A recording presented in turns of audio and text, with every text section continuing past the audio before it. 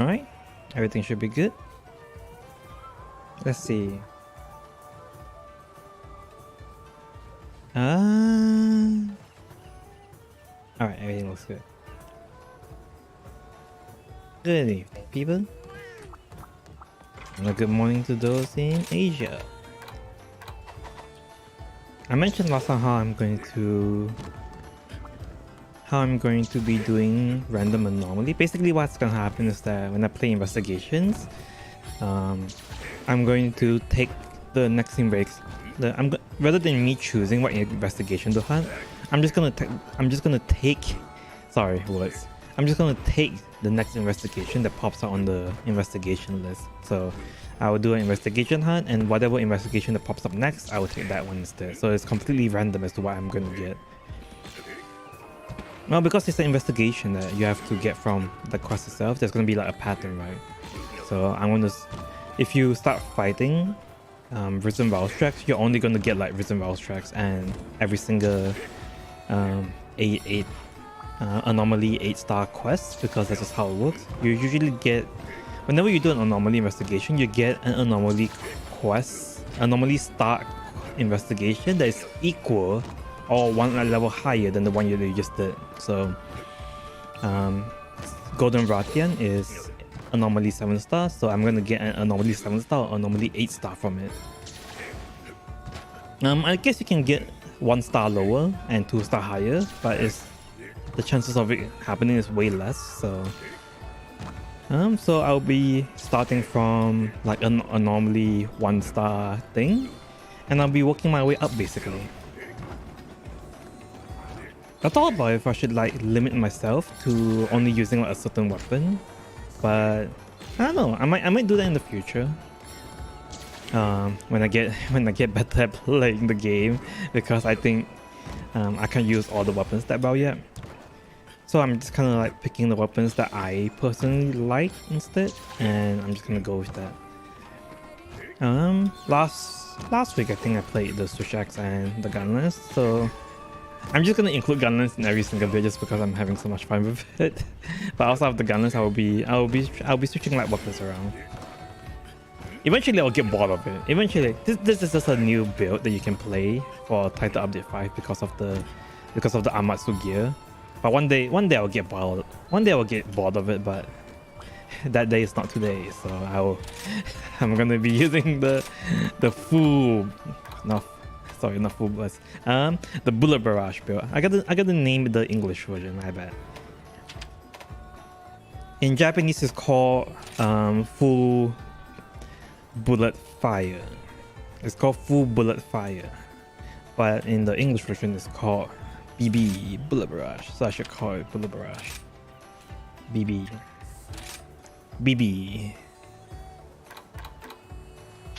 spam? BB spam. There you go. I haven't updated my gear that well yet. Give me a second while I update my gear a little bit.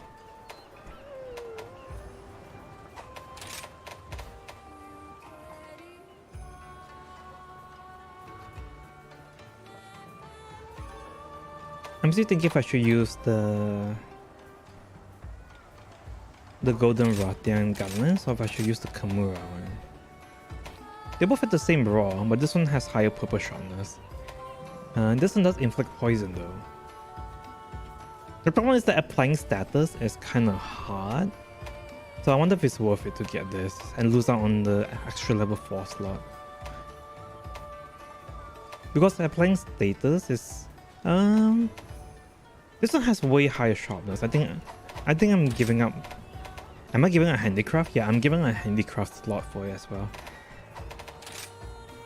Let me try one with the Kimura. I think it's better if I go with the Kimura.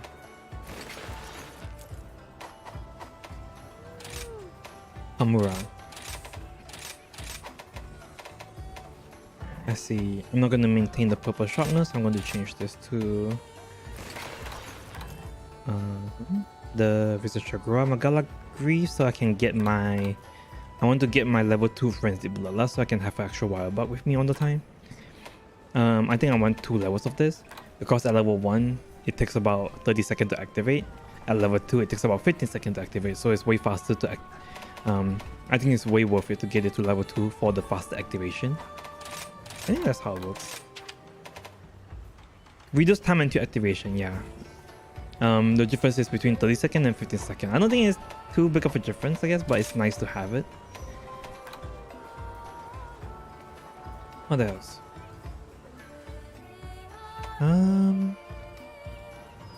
Is it nice to have an extra?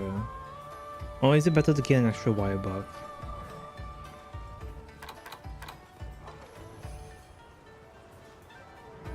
Yeah, I think I'll go for an extra wire bug now that I think about it. Let me try it with the extra wire bug, and if I don't like it, I will just switch it out.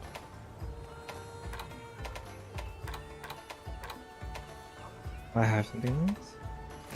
-1 takes away the Frenzied Bloodlust, but I took it anyway.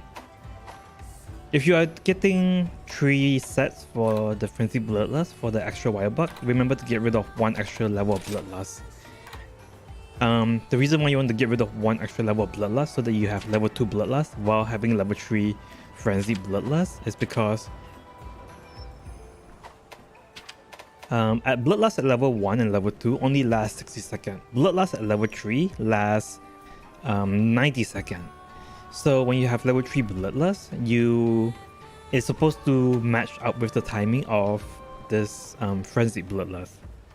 Did I say Frenzied Bloodlust twice? Sorry. If you have level 3 Bloodlust, it's supposed to match up the time. The timing of it is supposed to match up with the same time as Frenzied Bloodlust, basically. So once you overcome Bloodlust, you get Frenzied Bloodlust for 90 seconds, and you get Bloodlust for 90 seconds. And then once it's done, you're gonna have to like recover from Bloodlust again for you to overcome the next Bloodlust. But the time it takes for you to recover, it's not like you can recover straight away. It takes a little bit of time before you can recover it.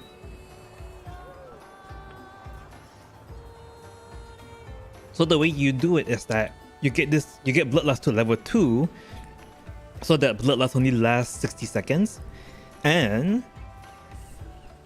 but your Frenzied Bloodlust lasts 90 seconds. So after you finish overcoming your Bloodlust, you get 60 seconds, and after the 60 seconds is over, you have an entire 30-second duration to recover from your next Bloodlust for you to re-proc this thing. So rather than having like a downtime between each Bloodlust overcoming, if you get Bloodlust to level 2 instead, you have like an extra 30 seconds to overcome Bloodlust for you to get your wire bugs back, basically, rather than having your wire bugs end at 90 seconds and then you have to start, you know, overcoming your Bloodlust from 90 seconds onward. So that's kind of how you should do it. At least I think that's how it works. Not to mention having the extra attack boost from this is nice. Alright, let's see. Camera. I think I have a better talisman I can use. What's my attack right now? Let's see if I don't have this. My attack right now is 3, so I should get guard. I think I should get guard. I have an OPS talisman which gives guard 5 and sneak attack. This one. Guard 5 and sneak attack 2. Look at this beauty. Guard 5, sneak attack 2, baby.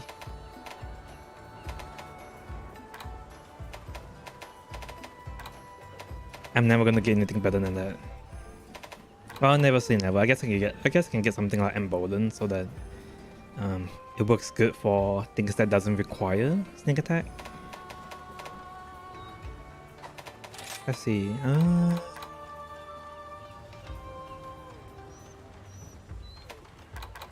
I should have Powder Mentor. Powder Mentor, Powder Mentor, Wind Mentor. I'll change this out for Powder Mentor. I think I have a Powder Mentor one. Here you go, Powder Mentor. So that I can get my level 3 Powder Mentor.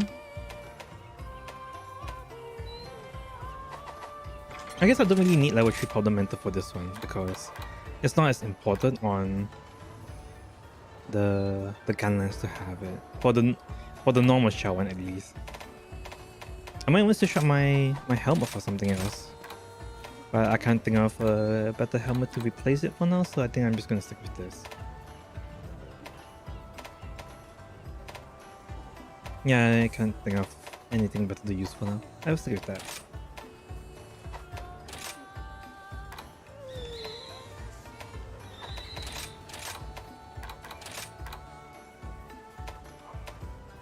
This one takes away crit boost, I can't use this. I will just have level 2 Wind Mentor for now. And level 3 Powder Mentor. Yeah, I think this is good. I gotta see what else I need though. I always kind of wonder if I should be making my sets on while I stream, or if I should make my sets before I stream so that you guys don't have to bear through the entire set making process. Breath.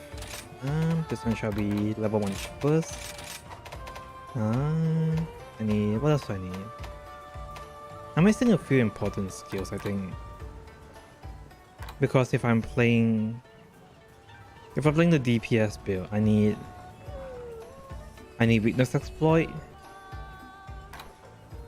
Because I'll be doing damage with my actual lance slapping as well, so I need like weakness exploit. Weakness exploit. Bloodlust gives 20%, so that's 70%. Or it doesn't give 25%, so it's at least 75%.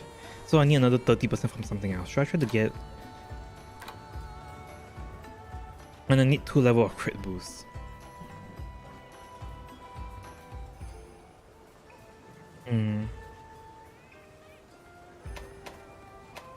I don't think I fit all of those in these limited slots. I might get rid of Powder Mentor and try to go for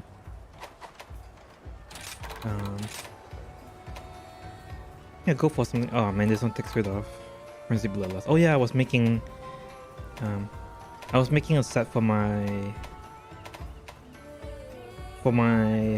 bowgun build, which is why most of this takes away Frenzy Bloodlust, because my bowgun doesn't need Frenzy Bloodlust. So oh no, I don't think I have a set for it.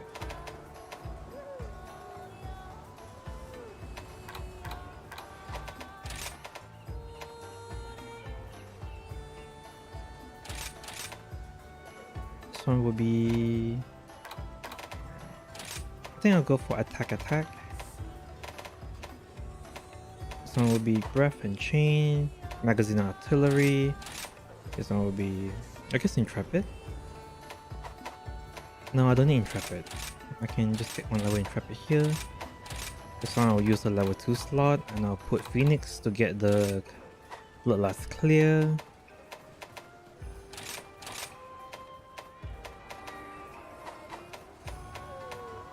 Shockproof. I don't need Steadfast. I mean, Steadfast is nice to have, but I don't need it. I think I'll take Spirit Bird.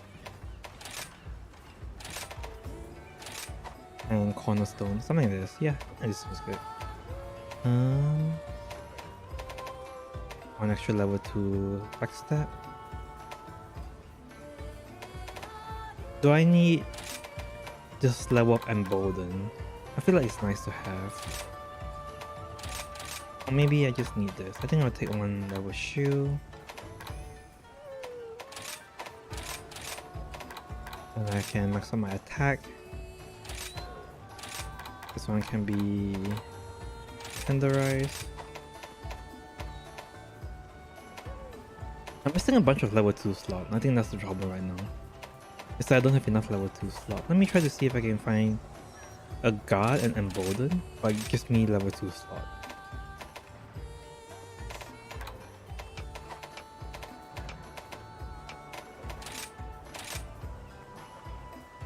Got 3, crit guy 2. This one's nice. Yeah, I got 5. This one's really nice. Now look at it. Is this one good? This one's better. This one's way better. This one's good, but this one is actually like really good because this talisman is literally just guard 5 and embolden 3 for you, so it's like the perfect talisman for you to have everything that you need in one place. Got 3 level 2 slots. I think I have extra level 3 slots, so I want to have something that gives me more level 2 slots. This one looks nice too. Got 3 witness exploit 1.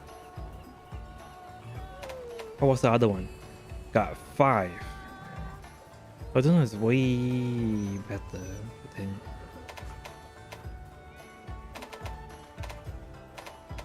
This one has 1 extra. This one is. Oh, I guess it's the same. Yeah, I guess that one is just way better. I think I should take that one instead.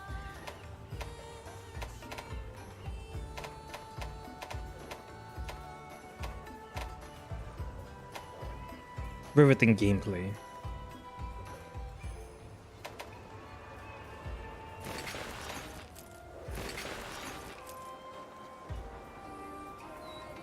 I think I'll just take this one.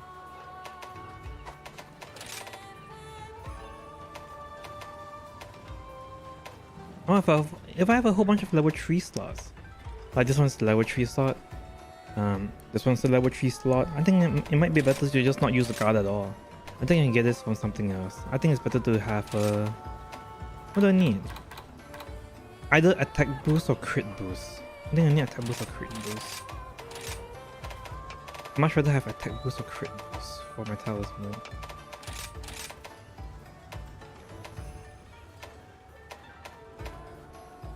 Something like this, attack boost 3, witness exploit 1. But I need some level 2 slots. This is really good. Crit die 3, crit the boost 2, 2 to 1.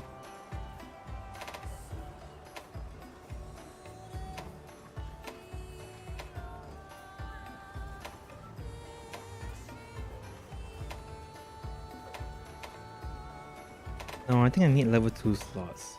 I think I need way more level 2 slots. Attack boost 3, stamina thief.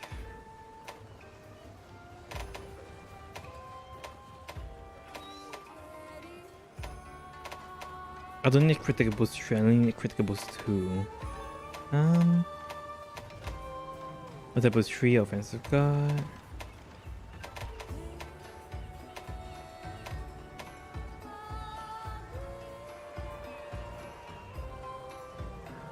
I think I'll take this. Attack boost 3, witness exploit. 1 level of embolden. Just the idea of my attack, I can take out this. Oh, I'm gonna be missing 1. I'll put backstab on this. I don't even need backstab, to be honest. I think it's way better if I put something else.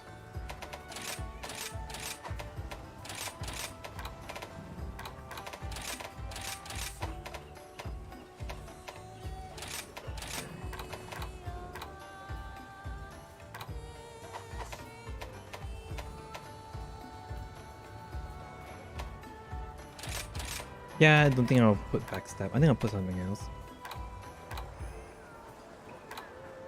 Witness exploit. As you need 2 slots for critical boost. Ah man, this is so difficult. I think I'll just go for something with critical boost and witness exploit. Critical boost. I think I'll just go for this. I think it's fine. I have to lose out on some of the... I had to lose out on something. I can't take everything. The reason why I'm willing to give up backstab is because I think when I'm playing this style of Gunlance, I don't really get a lot of backstab opportunities.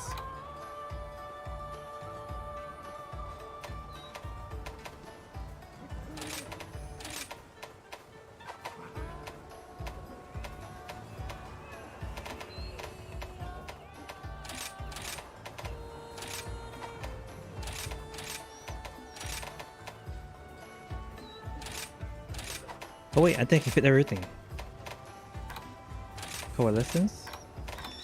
Nice, I think I can fit everything. Witness exploit. Nice, I fit everything. Oh wait, no, I need one more level of God. No, I was so close. Plus I need one more level of Embolden. I guess I will stick it to attack boost for. I think I shouldn't hop on this for too long. And just kind of settle for something not that perfect yet, and then I will try to go for something better in the future. Because I don't want to spend all day doing this.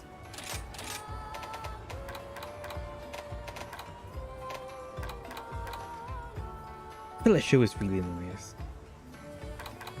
I feel like Shield is really nice. We can put attack boost. Alright. Attack boost 7. Witness exploit 3. Critical eye 3. 50% witness exploit. 70% with bloodlust. 75% with bloodlust. 15%. So that's 90% with critical eye. Guard level 5. Embolden level 2. Yeah, I think this is really good. Yeah, I think this is really good. I think I'll keep this. I say I'll keep this, but like, I'm totally just gonna like forget about this later on.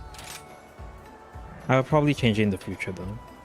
Norma, it's not sneak, right? Is it sneak? Do I have sneak? No, I don't have sneak, so.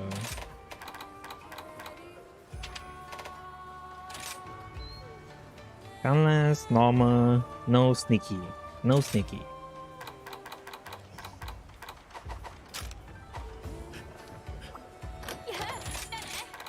It's been a while since I played the normal Gunlance. I've been spamming Bullet Barrage all day long. So it's nice to be able to, you know, go back to your roots, you know. You got to play. Back in my days, Bullet Barrage wasn't viable, so we had to play the full burst mode. Alright. Let's actually play the game. Let's go for anomaly star level. Can you Lamborghini? Is Lamborghini A1?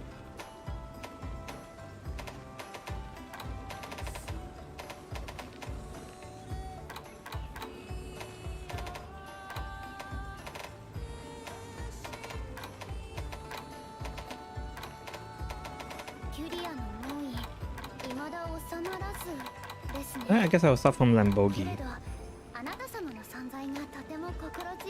I'll start from Lamborghini before we go all the way up.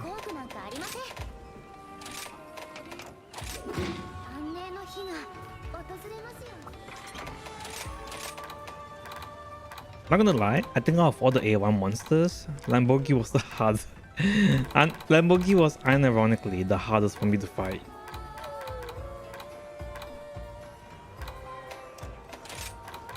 Sorry, just wanted to make sure that I save my set. Blast dash for healer. Yeah, everything's good.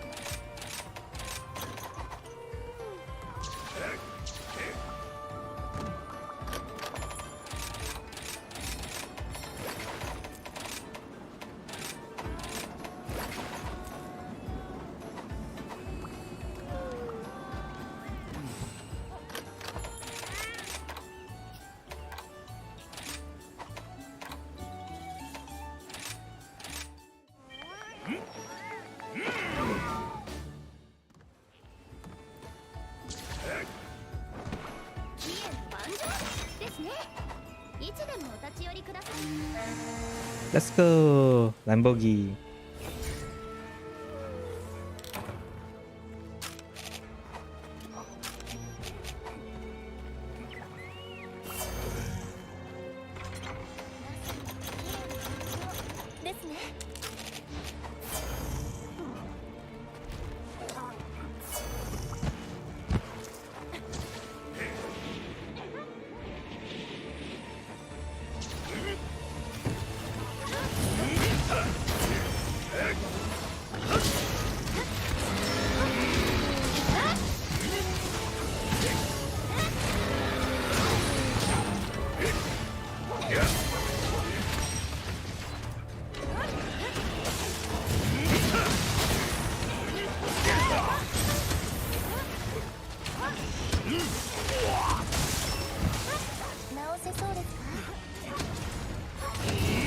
Is this Lamborghini really low level? It does so little damage.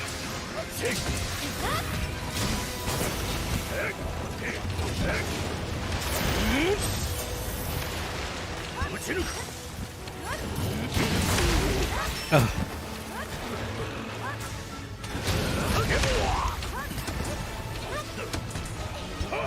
Riveting gameplay.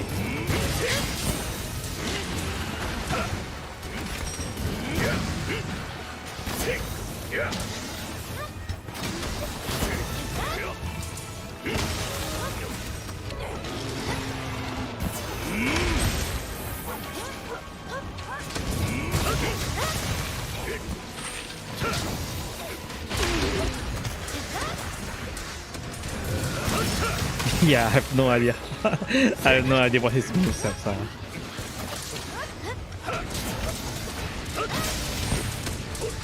Oh, that was a bad hit spot.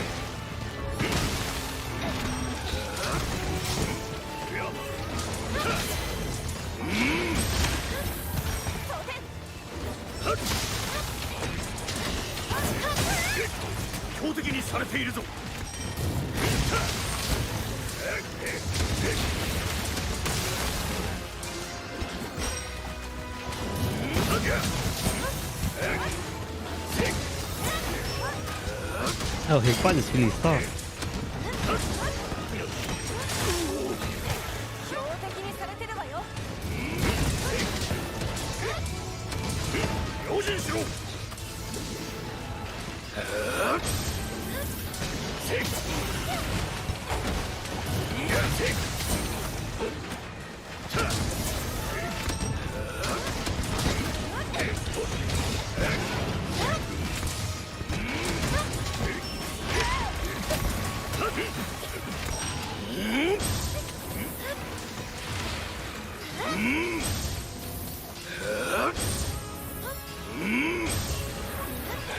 Just gonna casually recover my sharpness.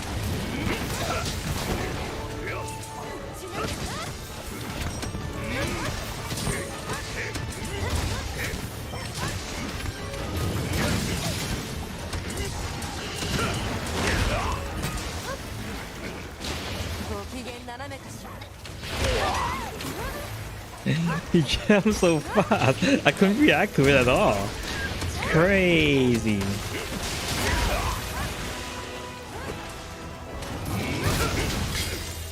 I should just hit him instead. I think hitting him is just the best point, just because I think he staggers really easily. That's the thing about him.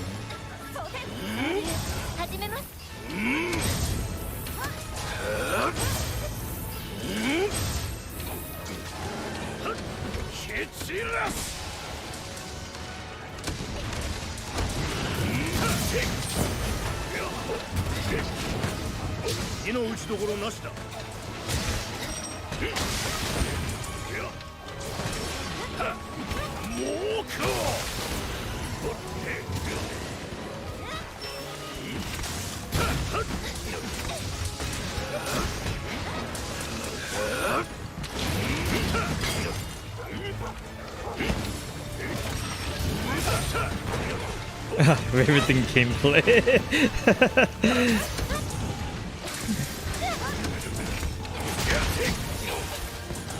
I swear it's just because I've been playing my bullet brush build for too long.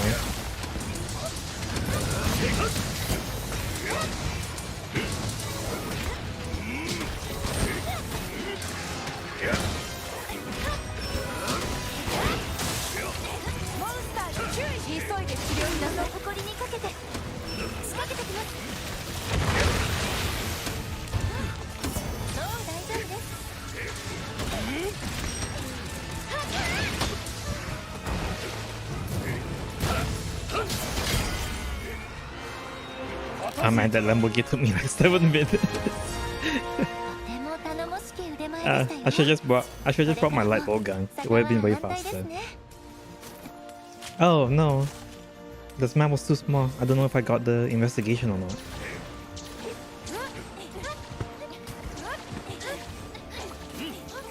I should pick up some of these smaller stuff first before I fought this LBG.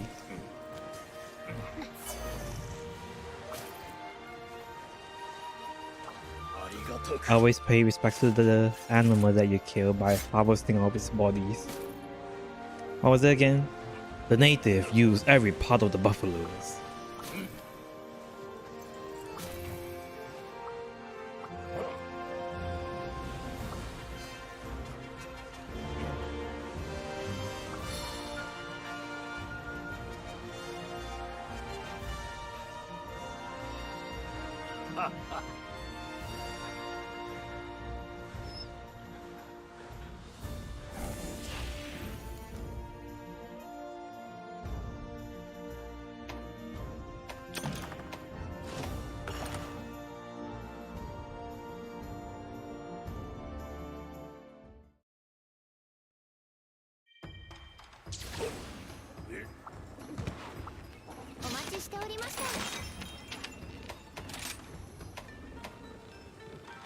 Oh no, I didn't pick up enough. The map wasn't good for me to kind of collect the anomaly stuff, so I think it'll be very difficult for me to unlock a new anomaly. I think I have to start with A2 instead. I'll try to get an A1 quest next time. I'll try to get an anomaly 1-star quest next time so that I can do this thing. We'll start with A2.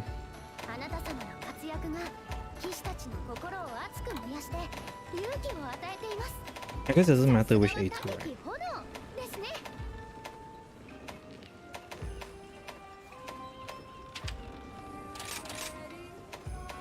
I guess I fight this one.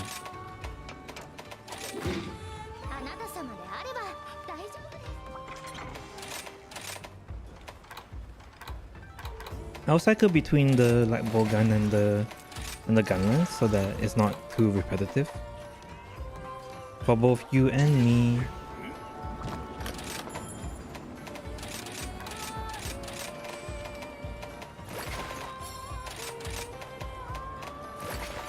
I said I'll cycle through them, but I'm just kind of playing what I wanted, so.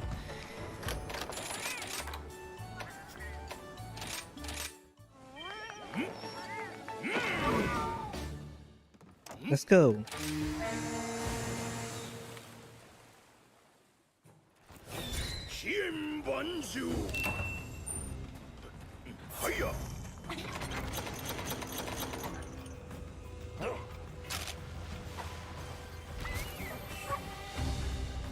I didn't take the right item loadout.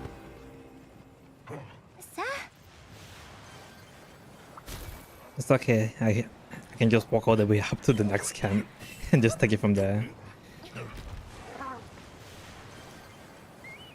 Alright, let's try to unlock an anomaly, and once we unlock one, we will go straight to the monster.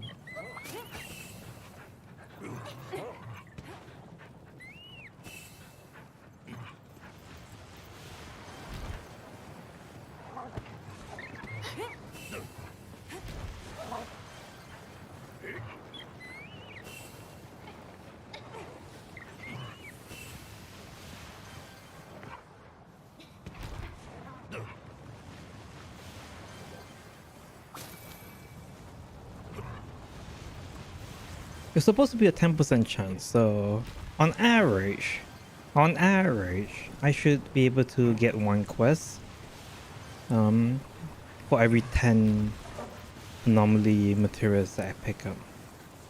On average.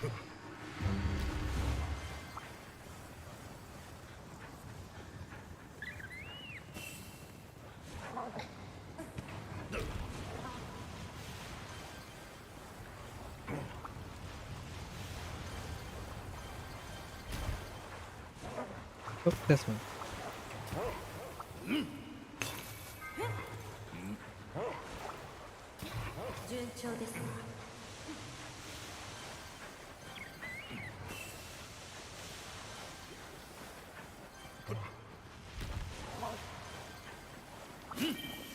There we go, got one. Off to fight the boss.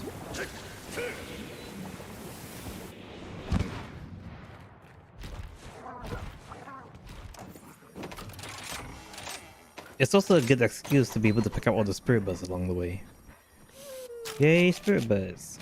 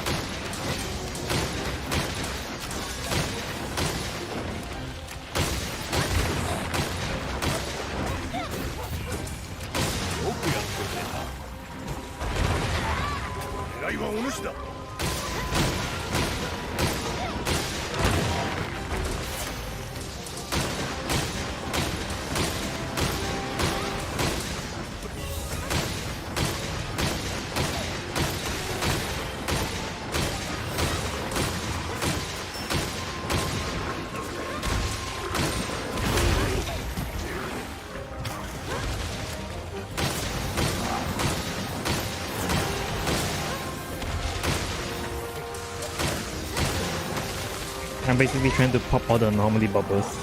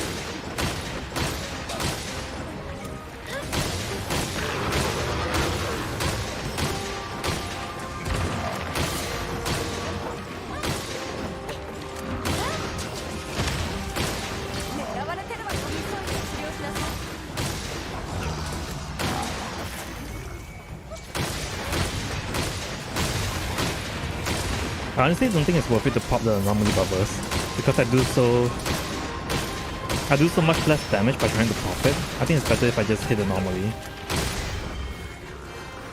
GG. Nice! 5 minutes 48.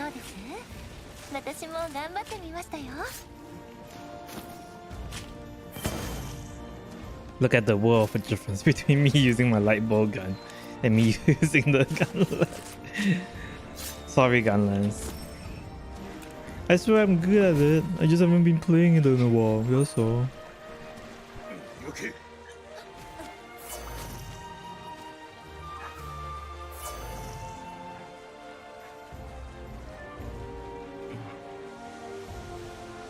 The redirection on Gunlance is kind of like playing the E-Wait window switch axe. You got to know the monster's move to kind of dodge it properly.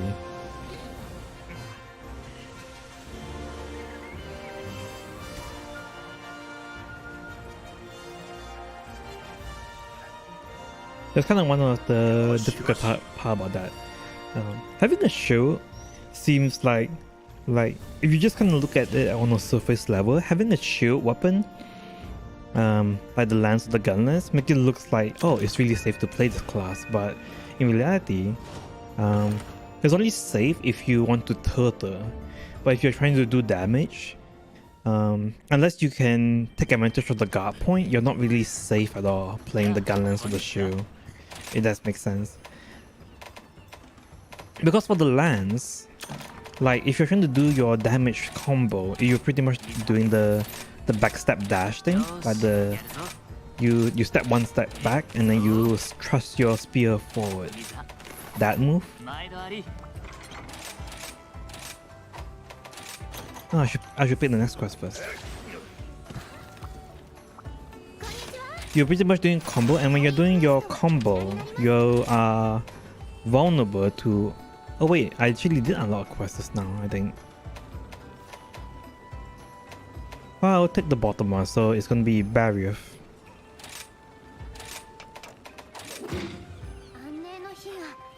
Not the bottom one, the first one. Yeah.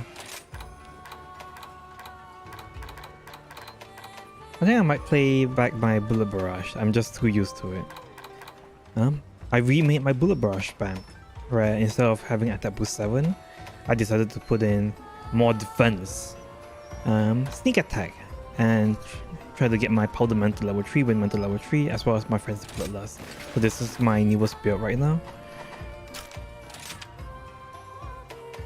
Guard 5 and embolden 3 for like the maximum defense, artillery 3 and load shell 2 for your damaging skills, sneak attack 3 if you play in multiplayer and manage to hit the person on the back, but like it's also because your shells, there's nothing that can really increase the damage on your shell aside from sneak attack, right?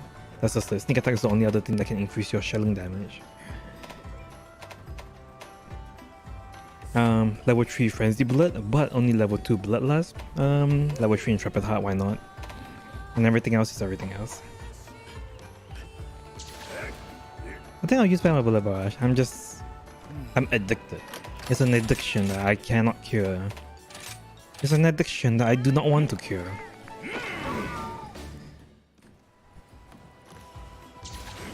I eventually have to learn I eventually have to learn how to play the normal Gunlance again, because I will be remaking my play all weapon videos. And I wanted to make like a build for both the bullet barrage build as well as the normal Gunlance build.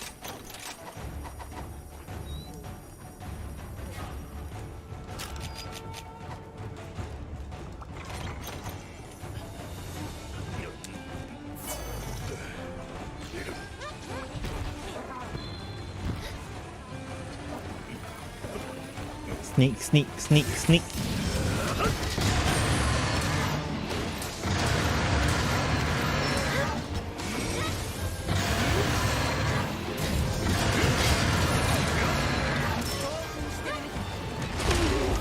Ah.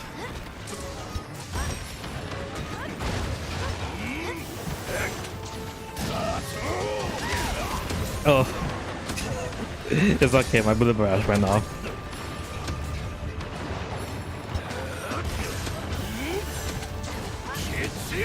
Oh no, the mud slowed me.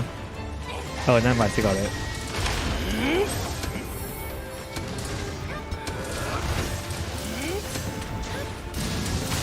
Boom. Look at that, it does more damage.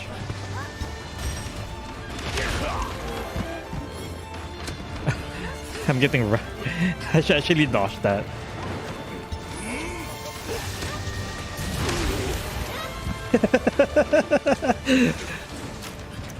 That was so funny. When an unstoppable force meets another unstoppable force.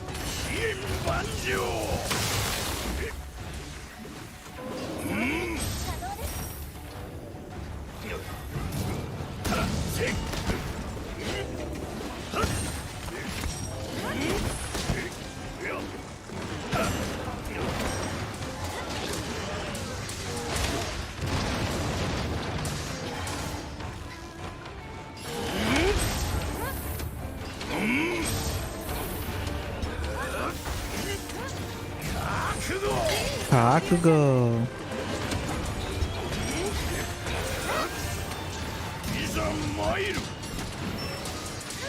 Oh no, I didn't put the right elements on my dog. My dog is still using the thunder element, which he's not weak against. Basically, my dog is doing jack shit for damage right now. Poor doggies.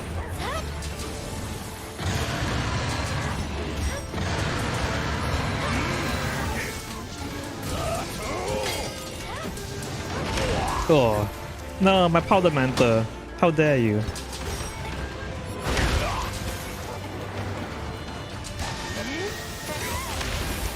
Yeah. Oh no, he pushed me to the side.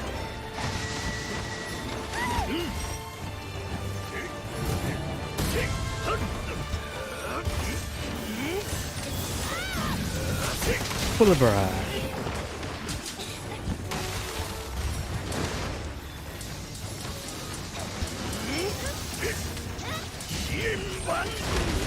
Oh.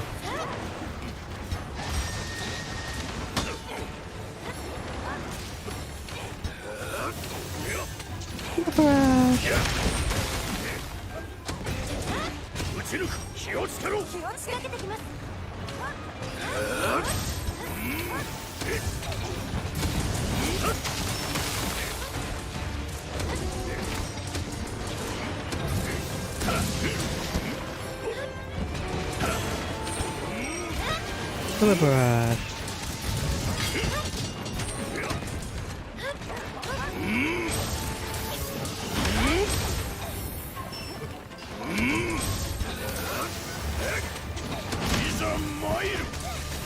Oh, I missed.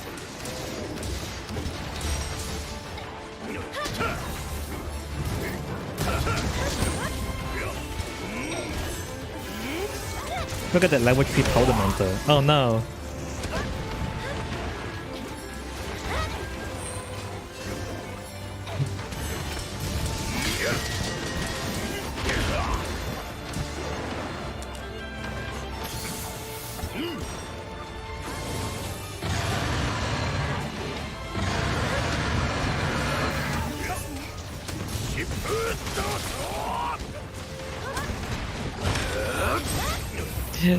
I feel my redirection like every single I've never once successfully redirected a single attack from this.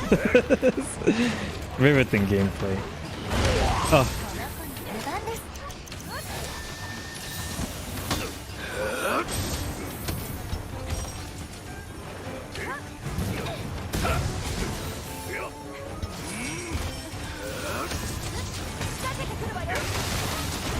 Nice.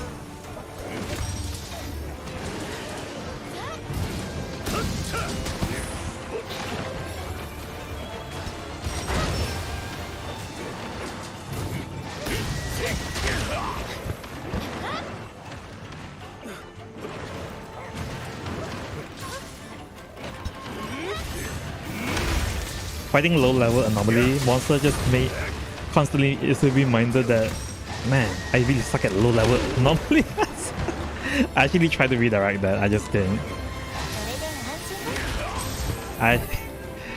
Why is this timing so hard? Should I just block? Should I just... Oh.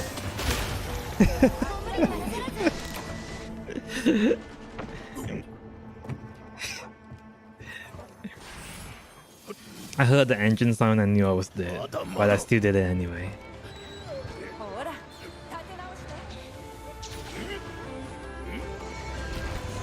Oh wait, before I kill you, let me just pick up some more of these stuff. I don't think I have enough for the next one. け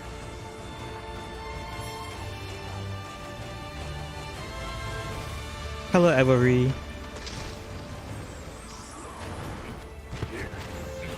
飛燕万丈 Oh.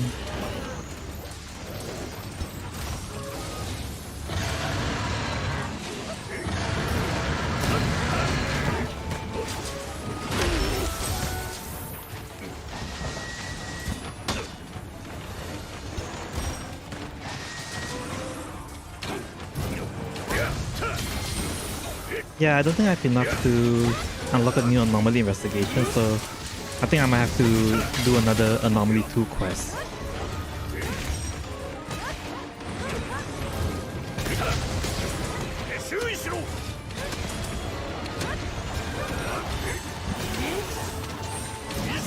GG. Oh, guess not yet.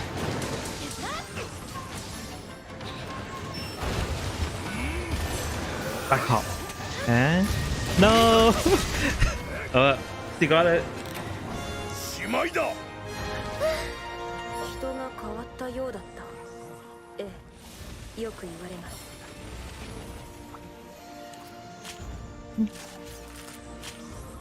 I feel so sorry for all the viewers that have to sit through this and watch me fail and fumble about in the lower level anomaly quest. 何はせん I didn't really fight a lot of the early monsters that much because you don't have to grind them that much, so I have zero idea how to dodge or how to fight any of these. I'm just kind of like fumbling about. はいや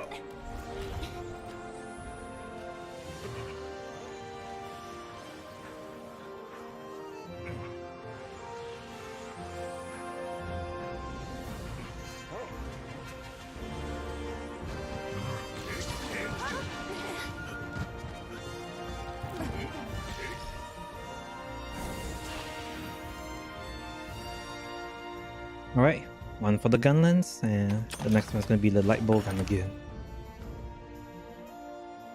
I haven't really finished making my elemental light bow guns yet, so it's just going to be me spamming like my spread and pierce light bow gun for every single fight basically. What's the monster that was next? I think it's this one, Bishatan. It's the Fallen Arena though. I think if I get the arena, I will skip that and go for places like the Flooded Forest instead, so that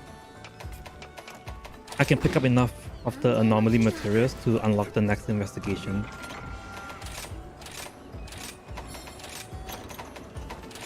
Alright, light bow gun.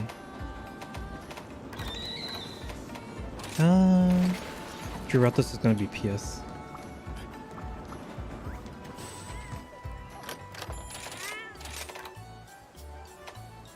Basically, for some of those that just came in, I'm just going to do anomaly investigation, but basically what's going to happen is that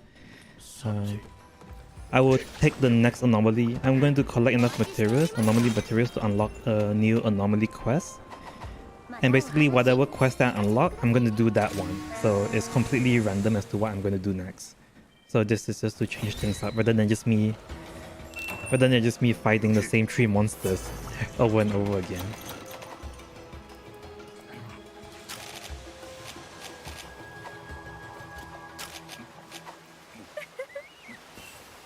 Piratas and Nakaguga.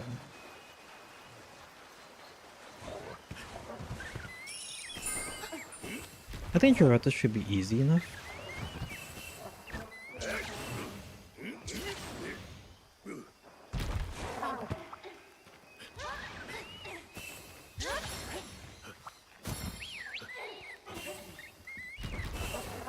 Gonna pick up a blast hook here.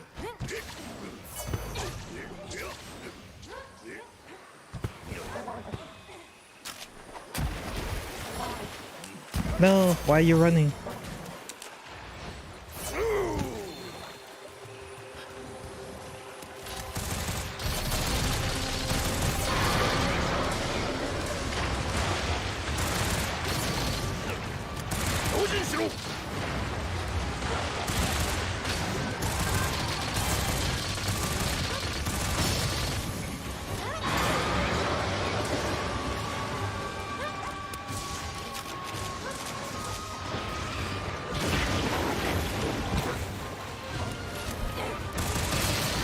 Oh, he doesn't...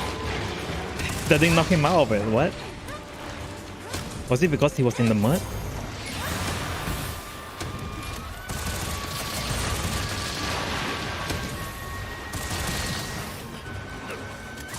Does my mill fire? Does my mill of hellfire work? Oh, it doesn't. Oh, if he's underground, you can knock him down. I see. I never knew that.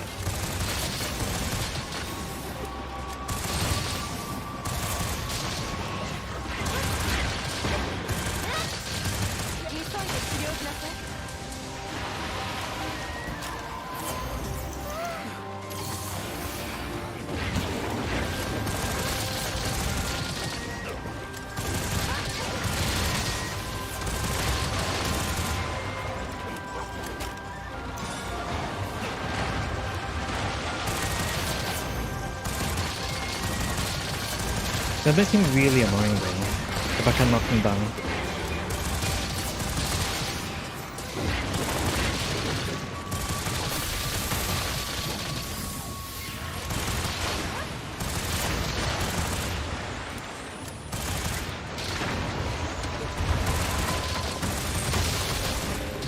Okay. I think his weak spot is the tail, so...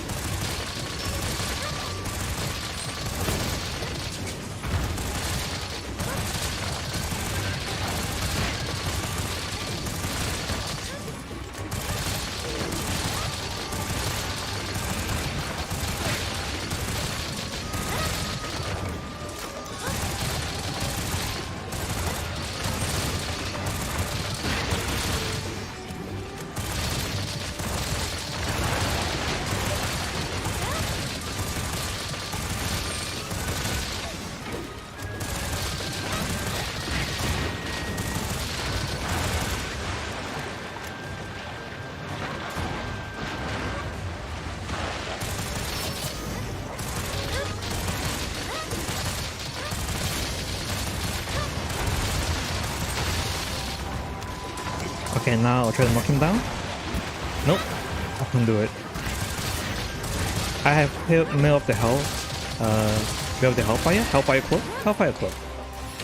And basically what was supposed to happen is that if you use your dodge, like this counter, it will drop a cloak on the ground, and basically if a monster touches the cloak the first time, it's supposed to do a knockdown.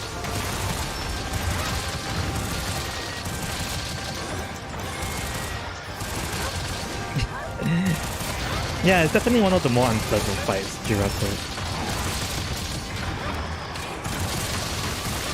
Even in War, it was a bit more pain. I guess in Rise it's not as difficult, but I think he's definitely one of the more unlike monsters, where people just don't enjoy fighting.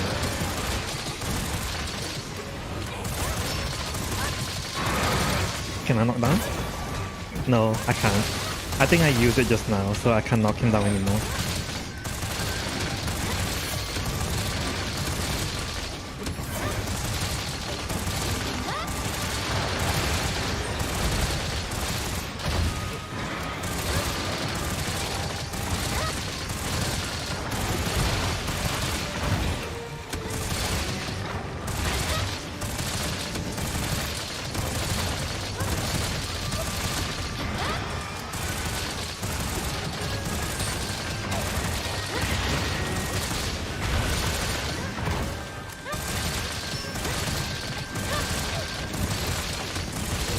At least his body is really long, so it makes piercing bowgun really good against him.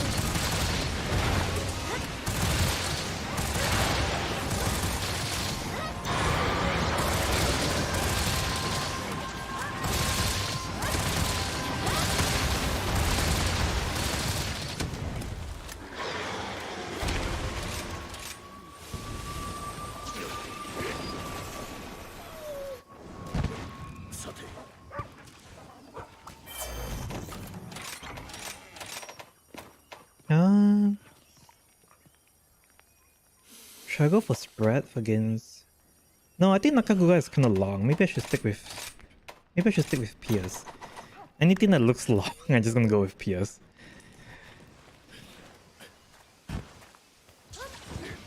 Yeah, Nakaguga is a long boy.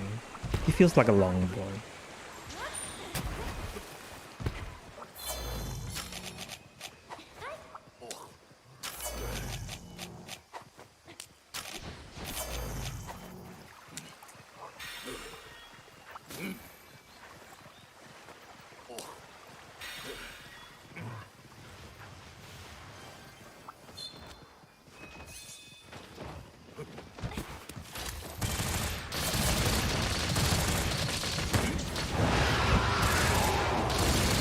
I totally mistimed that counter, but it's okay. I was far enough where I didn't get stunned by the raw. I wasn't far enough that time. Oh, I got one shot.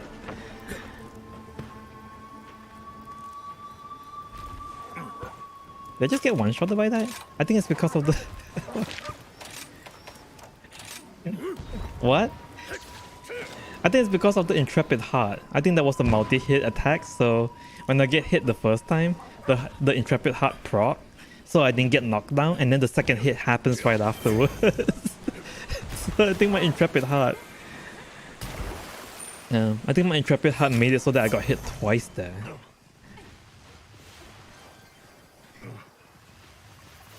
I swear to God, Intrepid Heart level 1 is such a troll. Oh god, am I gonna triple cut to this? He's not even the afflicted monster. He's just like he's like the secondary monster too.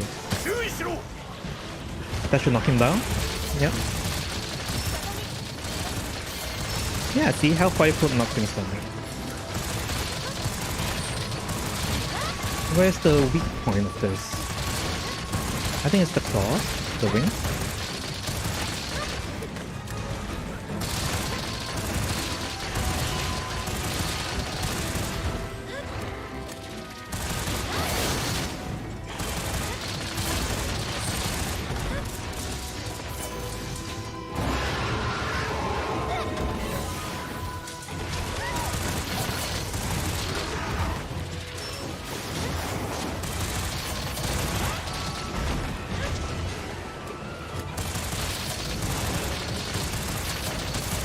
Yeah, I can't really tell where's the weak spot.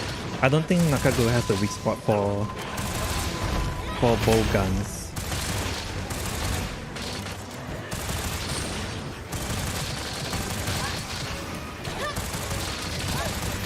I don't see any yellow numbers, so I'm just gonna assume there is one.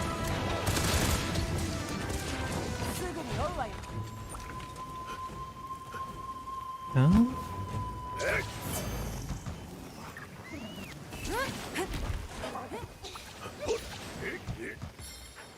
Oh, the base of the tail? Oh, that's so hard to hit then. I should have brought my Sprite gun. I saw a yellow number pop up for like a split second, so I wasn't sure.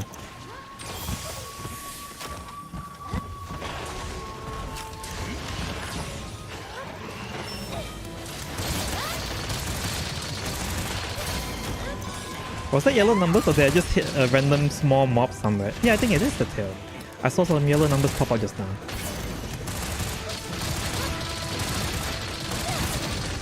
Oh yeah, you're right, it is the tail.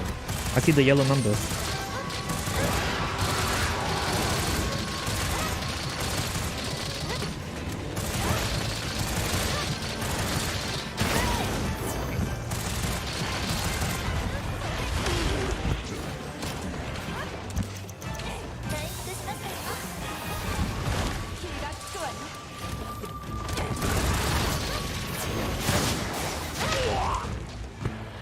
Okay.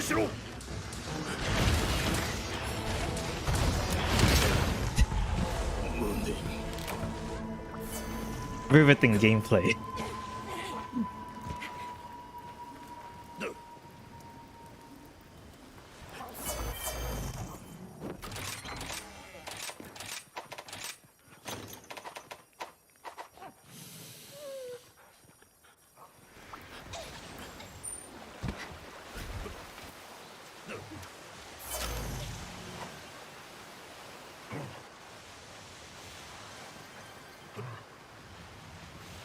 We're down 2 cards. Can we survive the third? Who knows?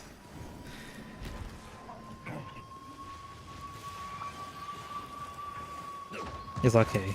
As long as we believe. Gotta be one of those anime ones where you never give up. You gotta be down 2 cards. You're on your last card and that's when you truly power up. Nope. Ah.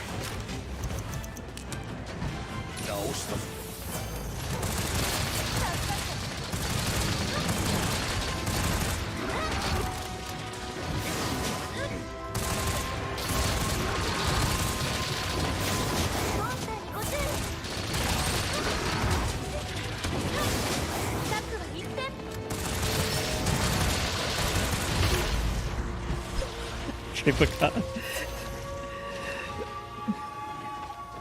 GG. Oh, my reaction is so bad.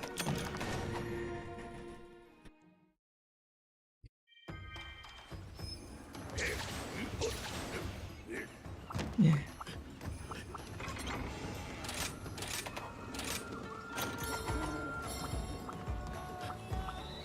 Yeah, I'm not used to fighting a lot of the early anomaly star monsters because I didn't fight them a lot. I just kind of skipped through a lot of their story. Oh no, I didn't activate the Dango ticket. Oh no, I got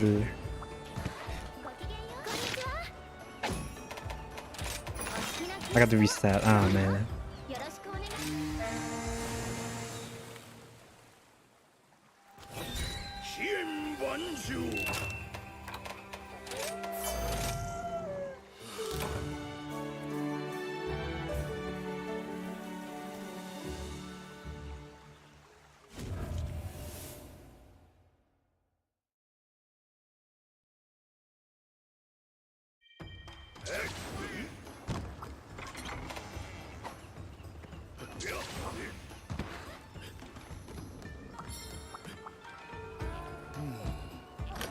I think I said I will swap between my Gunlance and bowgun, so there was a bowgun. I think I'll switch back to the Gunlance.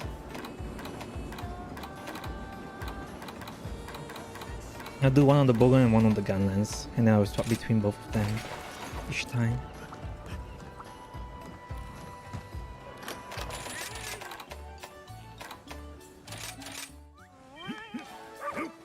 Did I not eat? Oh wait, I think I did. I think I had the ticket, I just failed the 90%. Flooded forest.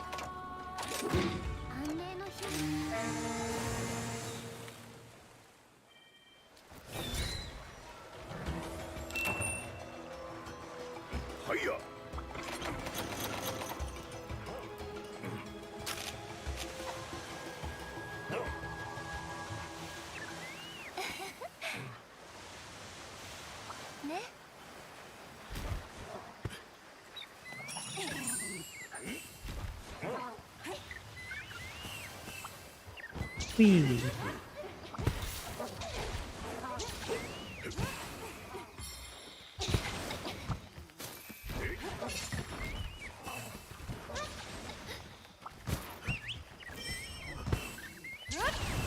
I'll pick up the Blasto, but I think I'll save it for the Nakaguga this time.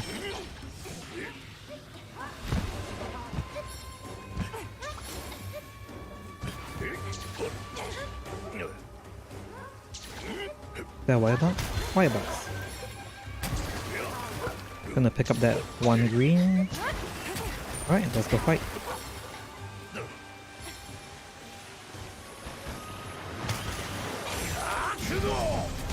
Full barrage.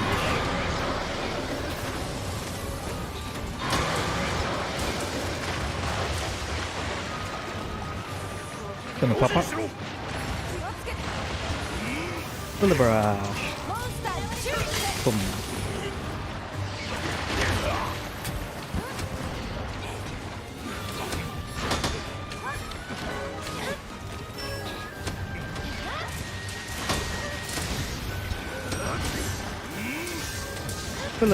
Oh no, I went under his tail.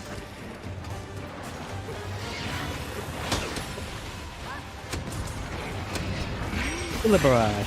He's gonna hit me, but I'm gonna hyper armor through it and explode. 注意しろ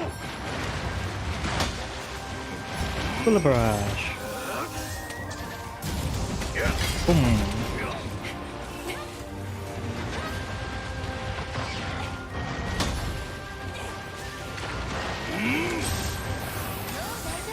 Bullet barrage. 礼を言うぞ Oh no, the mud. Oh wait, still got it. Bullet barrage.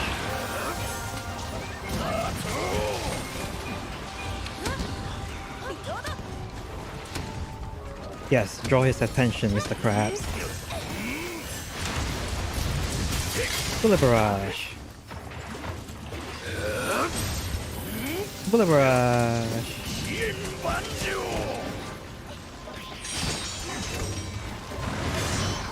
I gotta wait for her to slam against the wall, or else I'm gonna waste my powder mantle. あれだ No! I didn't hit him in time. Bullet barrage. 疾風だぞ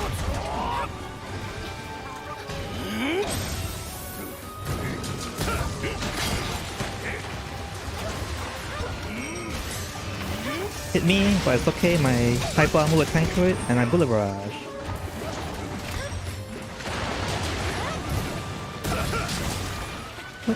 Step back.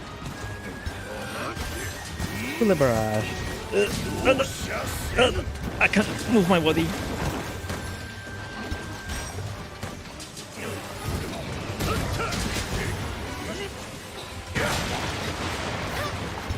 Bullet barrage.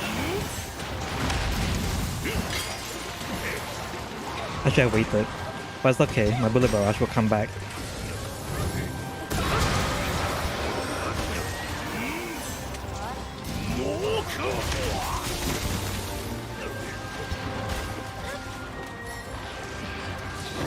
Bullet barrage.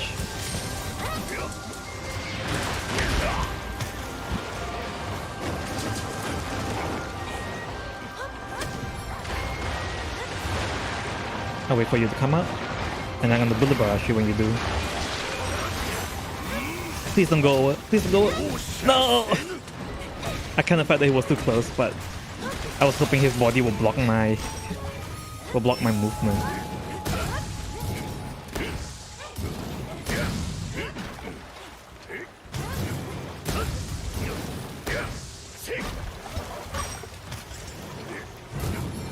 Whee!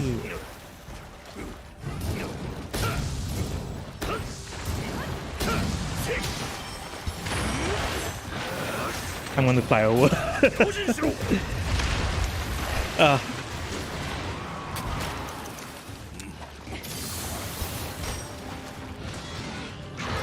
Who needs a dog when you have the Gunlance?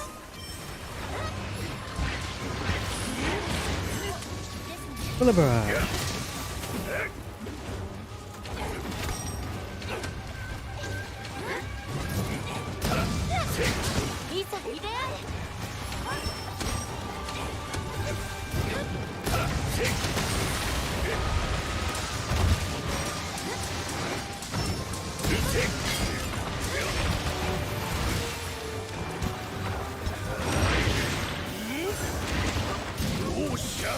Bullet barrage.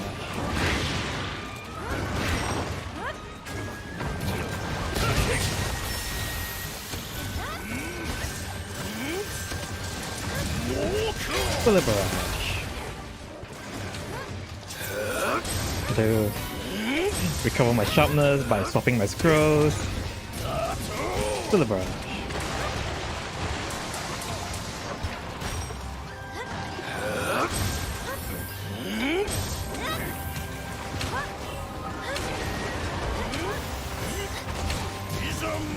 Bullet barrage. I'm definitely fighting him a bit slower compared to the light bow gun. I guess the light bow gun just does a lot of damage. Bullet barrage. 飛燕万丈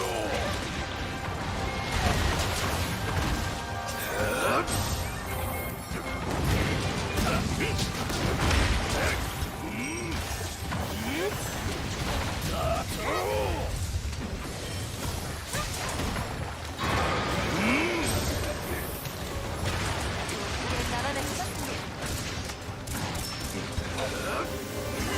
I think this should hit. Boom.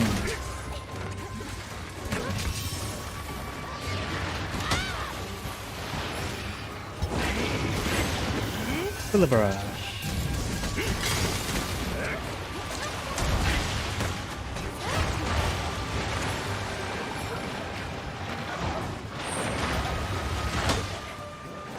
Hit him once to proc the Powder Mantle. Solar Barrage. Oh.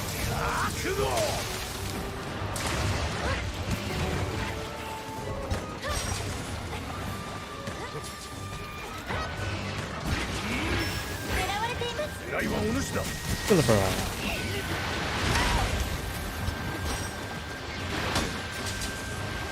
Oh man, this place is way too cramped. There we go.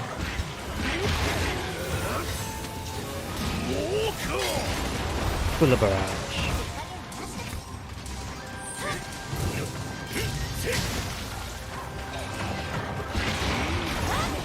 Hyper Armor with the Bullet Barrage. I feel like painting this for a really long time. No! Whiff.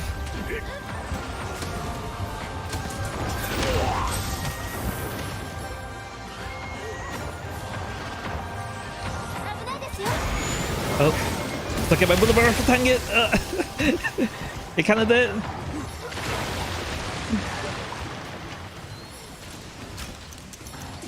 No, I failed the DPS check.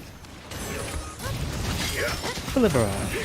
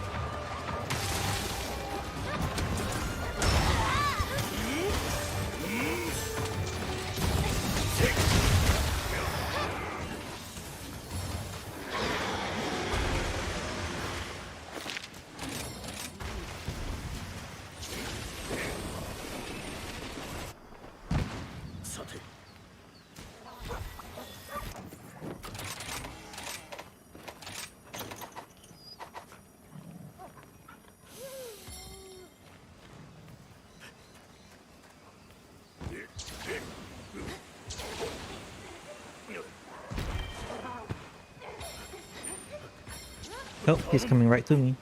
Thank you.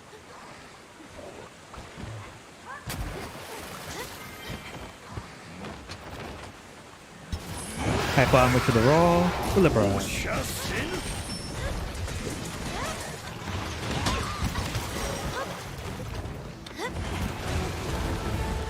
I need the extra wire buck.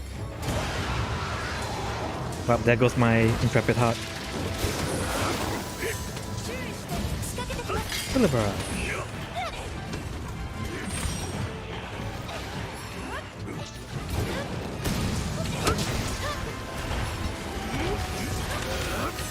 This crap just appeared out of nowhere. No!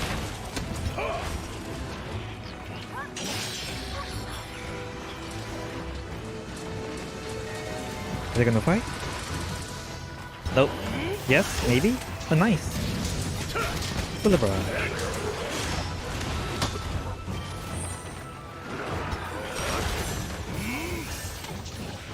Bullet Barrage.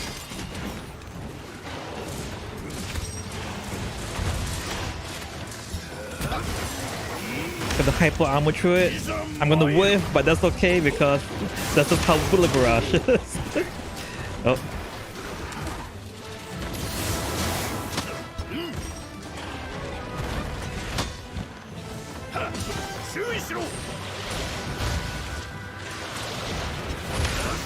Hyper Armor to the Bullet Barrage.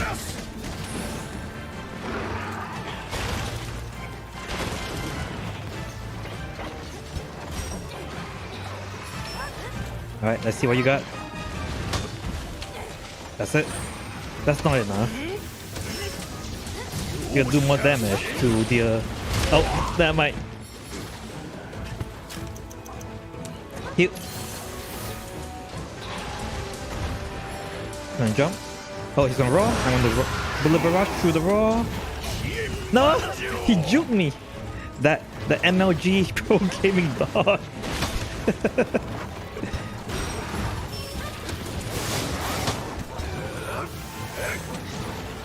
Hyper armor through the bite.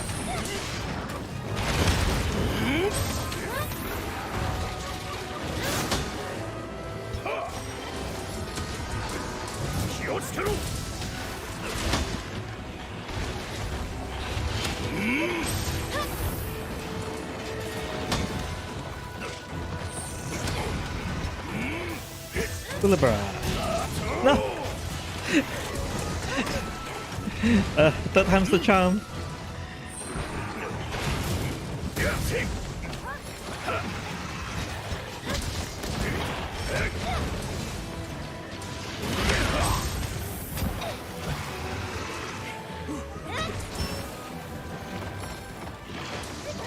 Hyper armor through it. Bullet barrage. Oh.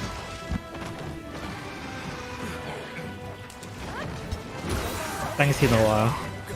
Oh.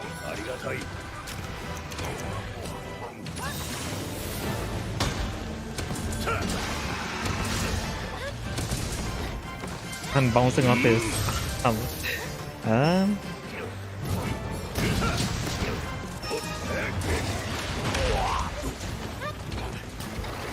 I want to sharpen, but I'm afraid that he's gonna hit me when I do it. Now I can sharpen. He's blinded. He's totally not gonna hit me when he's blinded, right?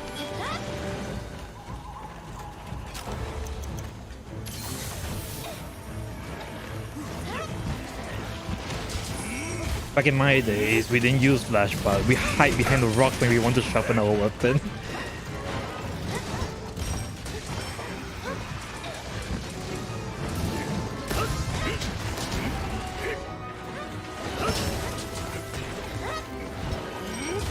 Is he gonna run? Oh.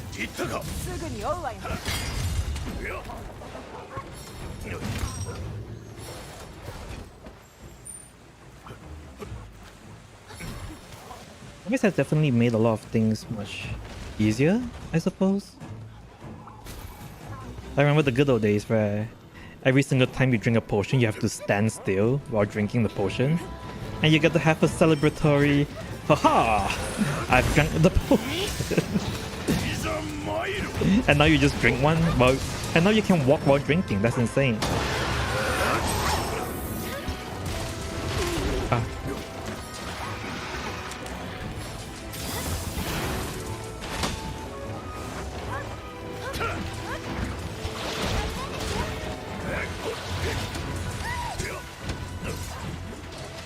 Yes.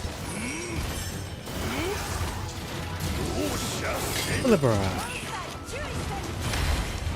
I just remember I had a blast hook.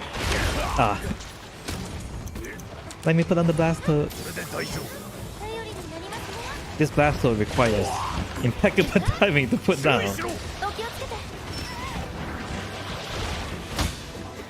Like right now. Pop. And I wasted it. Riveting gameplay. Bullet barrage. I don't need a blast hook. I'm playing bullet barrage. My bullet barrage is the blast hook.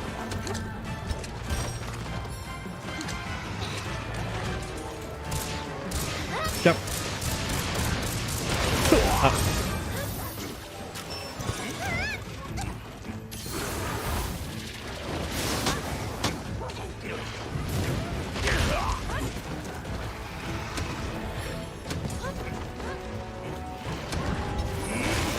Bullet barrage.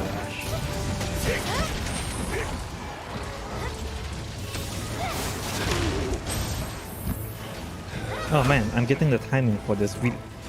I'm really not getting the timing for this thing. Please don't go down. Oh, and you went down. She's gonna come back up, don't worry. Anytime now.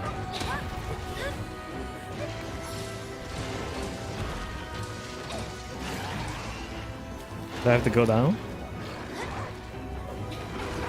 I guess I have to go down. Bullet barrage, hyper armor through the entire attack. Oh, and I missed.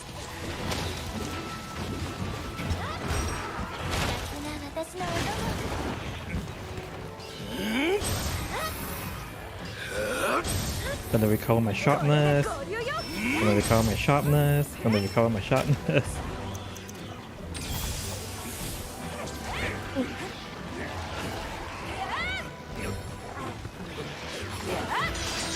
Bullet barrage.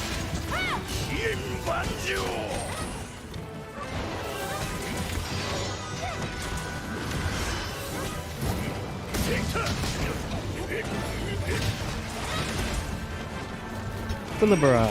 火の打ちどころなしだ。片付いたな。 GG. お疲れ様でした。 That took way longer than it should have. But I did it.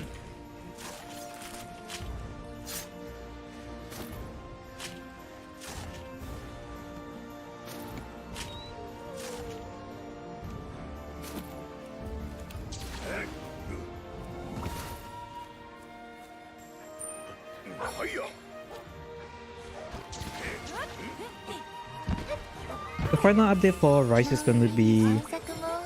They're kind of following the same trend as War, where... If I remember correctly, in War, they released Fatalist, right? They released Fatalist, and then after they released Fatalist, only then did they release Arch-Temper Wakana as like a bonus side monster. It's like a bonus monster to the final boss, because when they release Fatalist, you have like really OP armor, not gonna lie. You can fit every... It's basically like, oh, I actually have to choose what build to make, and once Fatalist armor comes out, it's like, oh, I can make all the builds. And Arch-Temper Fatalist, Arch-Temper Wakana felt like it was kind of made for you to play with your Fatalist armor basically. It's like, oh, you already have your OPS armor, there you go, fight Arch-Temper Wakana. Because if you try to fight Arch-Temper Wakana without your Fatalist armor, Arch-Temper Wakana pretty much just one-shots you. That shit was hard back then. So next would be Misusune.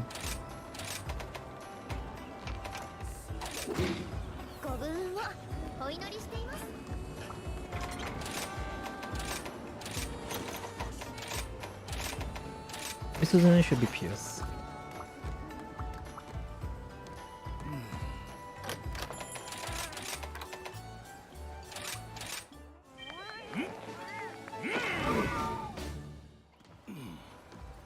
And I think they're going to follow the same trend with Sunbreak, where they release Amatsu. They release Amatsu as the final boss to Sunbreak, and then they're going to release the title monster, right? Because the title monster for Iceborne was Wakana. The title monster for Sunbreak is going to be Malzeno, so they're going to release like Risen Malzeno as like the bonus monster in June, I think. They didn't actually say it was Risen Malzeno, but like we can assume that it probably is. So that's gonna be exciting.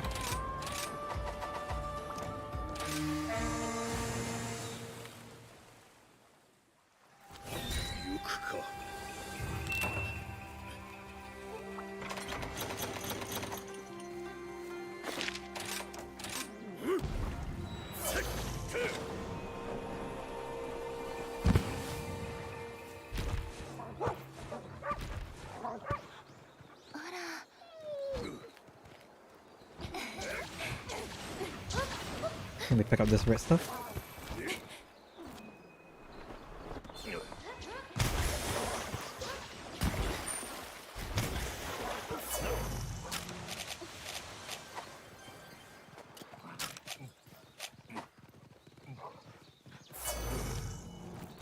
Amatsu armor is not that OP compared to what we have for Fatalist. Fatalist armor was super OP.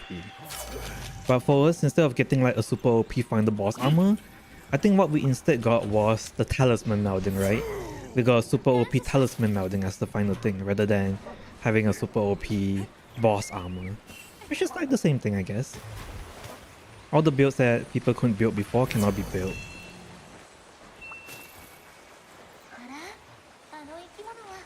Nice, but where is it? I guess I don't need it, it's fine. Seems like a pain.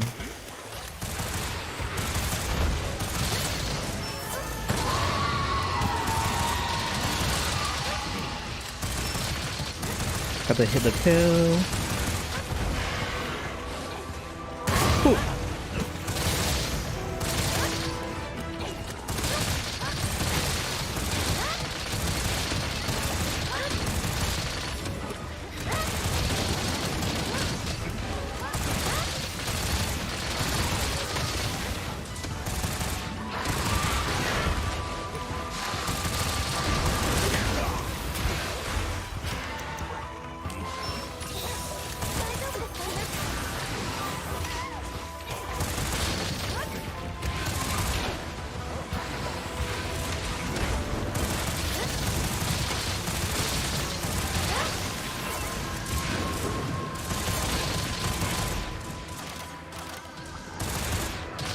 I forgot whenever he topples over like halfway across the map, just because of how slippery he is.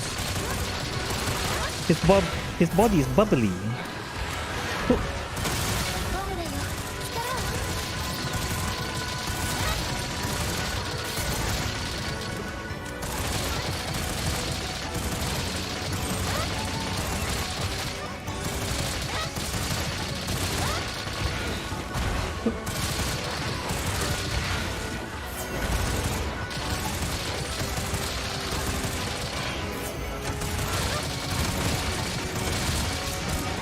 Long, boy.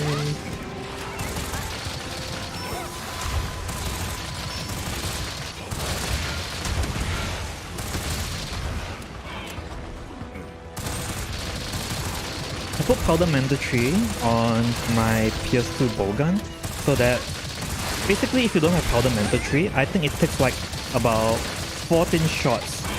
It takes about 14 shots for your powder mantle to start counting down at powder mantle level 1. But if you put powder mantle level 3, instead of 14 shots, it now only takes 7 shots. So it's like, it pretty much starts to count down way faster. And every single time the countdown starts, it's about 20 seconds before the powder mantle activates. The blue powder explodes. So if you only take 7 shots, I would say that maybe on average it takes me like 20 seconds to get 14 shots maybe, depending on how much I get to dodge the monster. Ah, fuck.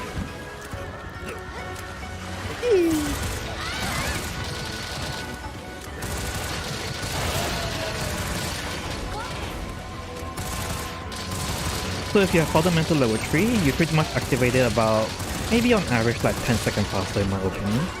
And I think it's kind of worth it. Just because every single time when the powder mantle does hit, it's like an extra 700 damage, I think.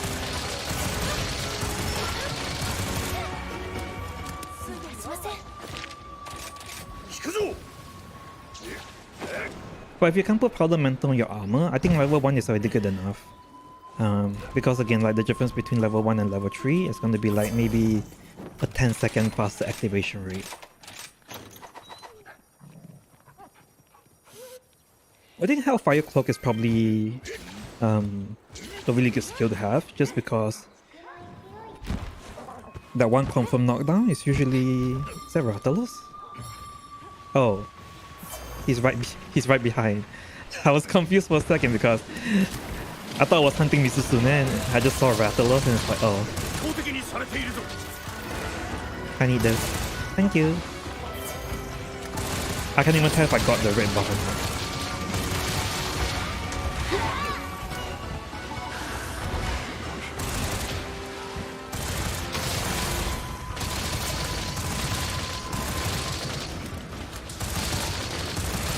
Mirror of Hellfire is, Mirror of Hellfire. Hellfire Cloak is good for the one-time knockdown, so level 3 of it is nice. And after that, I think it's just about quality of life, whether do you want to put evade extender or what level of evade extender you want to put. I think level 2 evade extender is usually way better for the Pierce one. For spread, I think level 1 evade extender is probably the best, just because spread has kind of like short range. You don't want to leave the critical range of your spread bowgun. But for Pierce, I feel like you can just put level 2, level 3 and it's fine. Just because the whole point of you dodging stuff is not to like reposition, but to like just to get off the attack, right?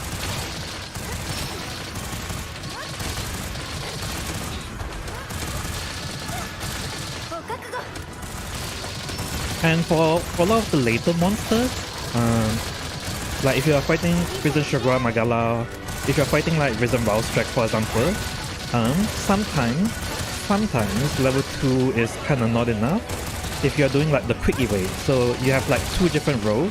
You have like the long row and then you have like the quick evade row that you do after an attack.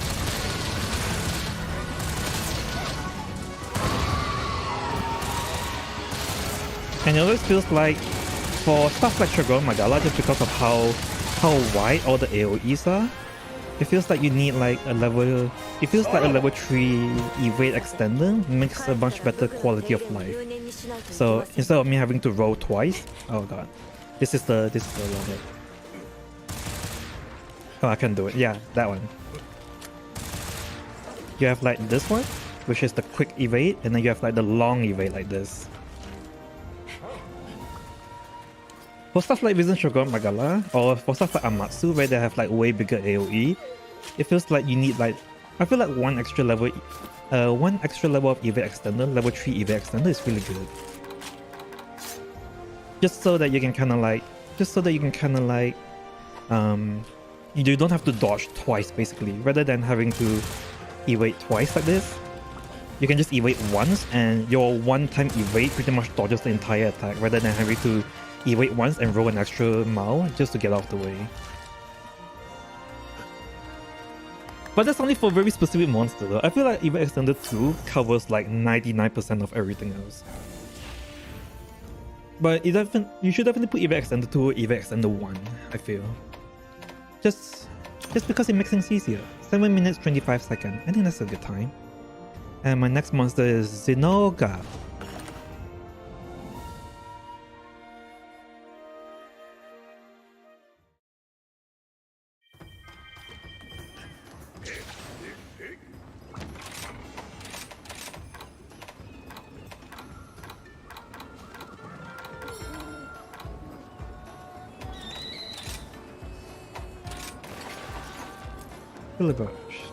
Better remember to switch my buddy weapons because Zenoga is immune to lightning, but weak to ice.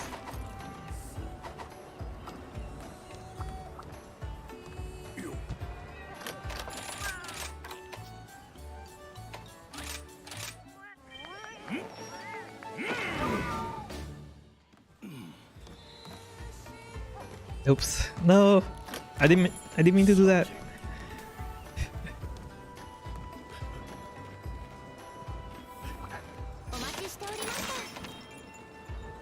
Oh wow, this is a long fight. It's a 3 monster fight. Well, it is the next thing on the list, so I have to do it.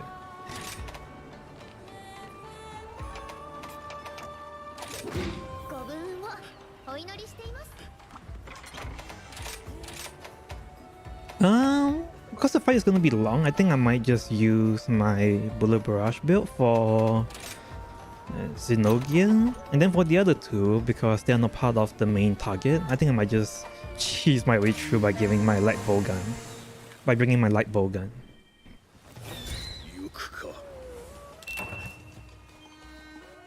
Oh no, I got to fight them first before Xenogia shows up, right?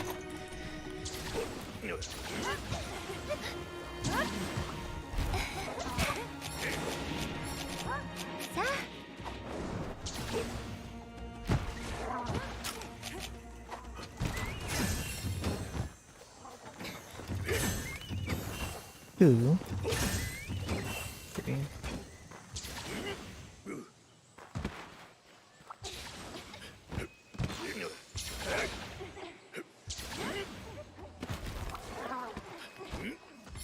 how many levels of Mail of Hellfire should LBG use? I think 1 is the best value, but if you can put 3, I always thought that why not, right? The problem with a lot of the ranged weapons is that you kind of get one-shotted really easily when you think about it. So if you put 3 levels of it, it feels like you're making a squishy class that is very prone to being one-shot, even more squishy than it needs to.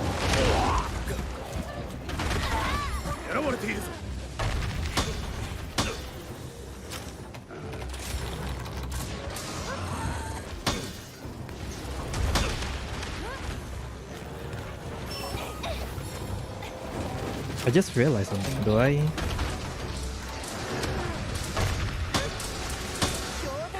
The reason why I couldn't redirection the whole time, I just realized I don't have redirection. It quit. I kept trying to redirect attacks and I couldn't do it. And I was wondering, and I thought I was just having a bad day, right? I couldn't time it well. I just didn't have redirection. It quit. Oh my.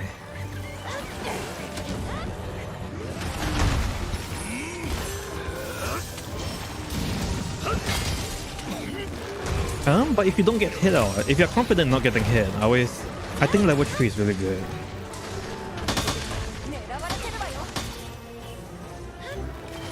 I think level 3 Mail of Hellfire is probably better than level 3 Powder Mentor, just because the higher raw always higher raw is like an increase in damage throughout every single thing that you're doing. So the difference between level 1 Mail of Hellfire and level 3 Mail of Hellfire is 20 attack, I think. Level 1 gives you 15 attacks, level 3 gives you 35 attacks. So the difference between level 1 and level 3 is 20 additional attack.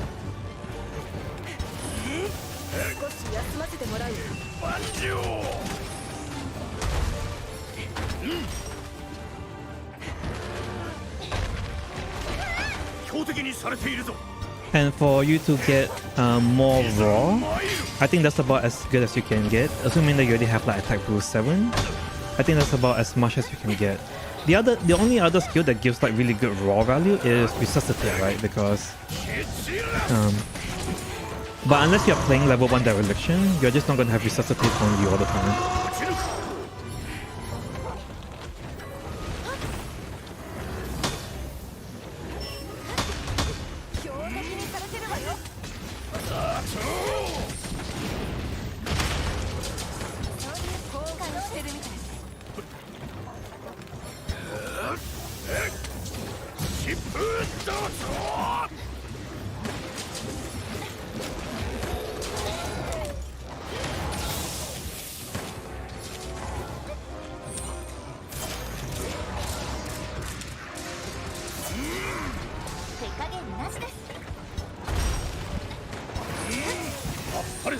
Although if you're talking about if something is better value, I always thought that 1 extra level of Dereliction would be better value as well.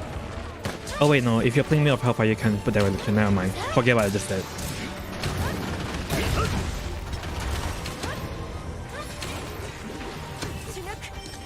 Because I think that's what I have for my... Pierce Light Heavy Bowgun build, is that instead of Mail of Hellfire, I think I just took... I think the way that I did it was that I took 1 level of Dereliction and I just put it on the blue scroll and I activate Resuscitate level 3 instead.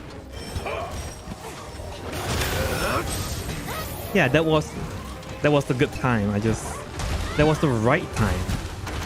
I just didn't have the redirection skill equipped.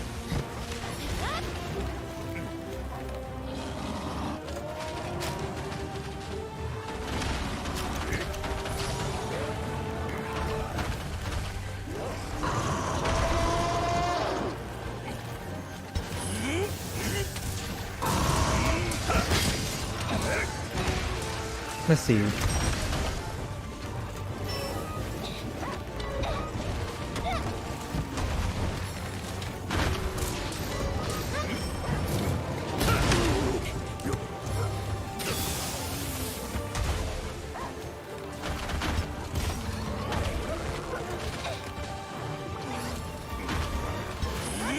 いざ参る。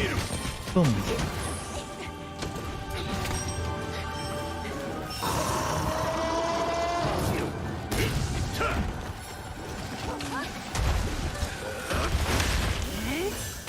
Libra.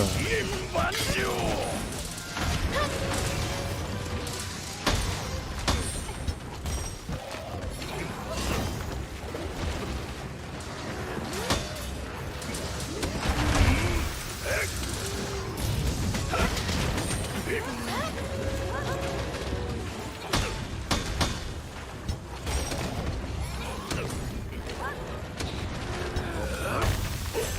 Hyper armor to the attack.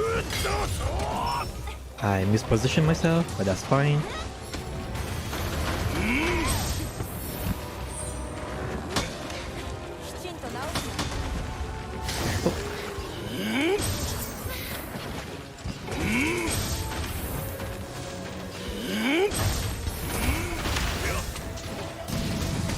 Libra. Alright.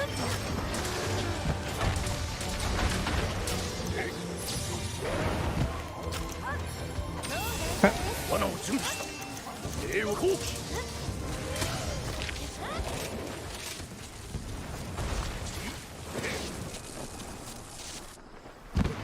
よし。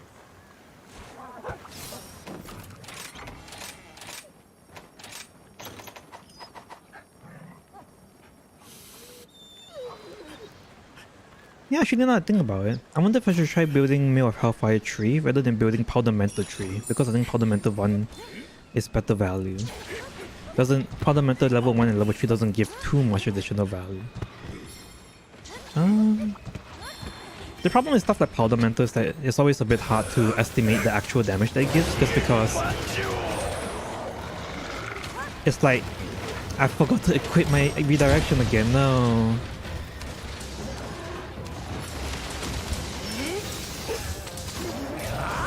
Libra.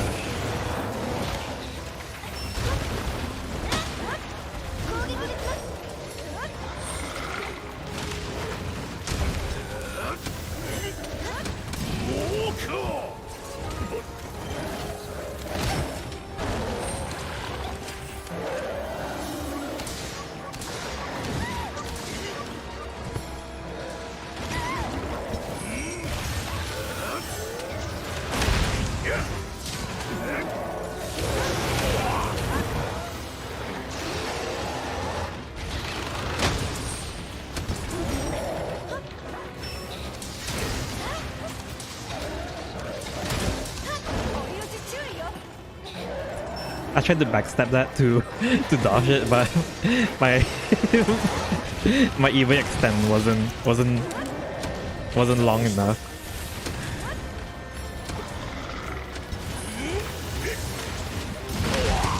No.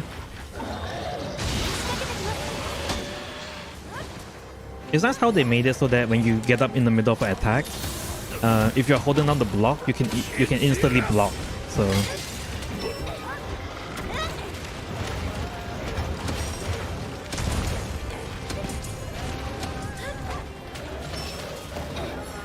Yeah, see? That one dodged.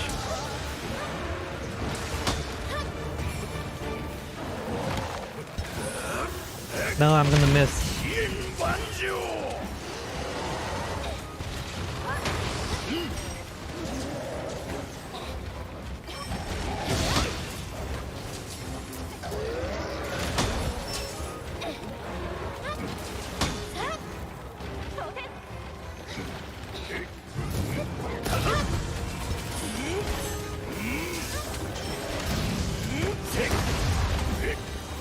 The Bullet Barrage build is the worst build against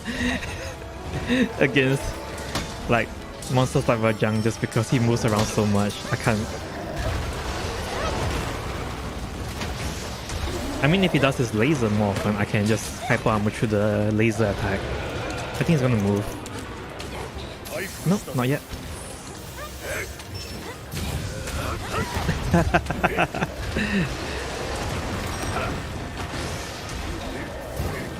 Riveting gameplay.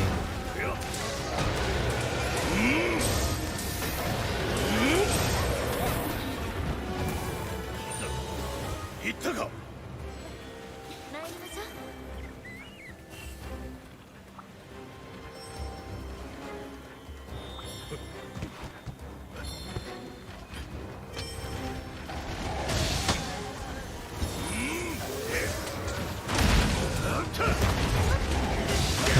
I kind of wish his body actually blocks me when I bullet barrage through his attack. Your body too small, Rajan.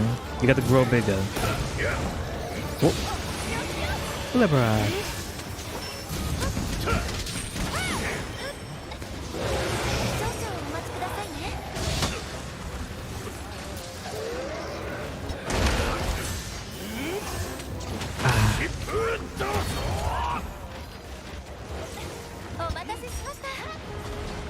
Oh nice, because you know Gya.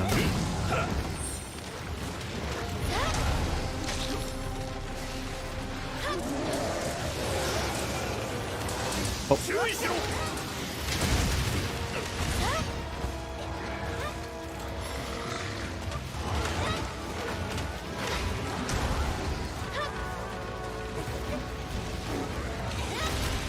I guess I'll just drop him.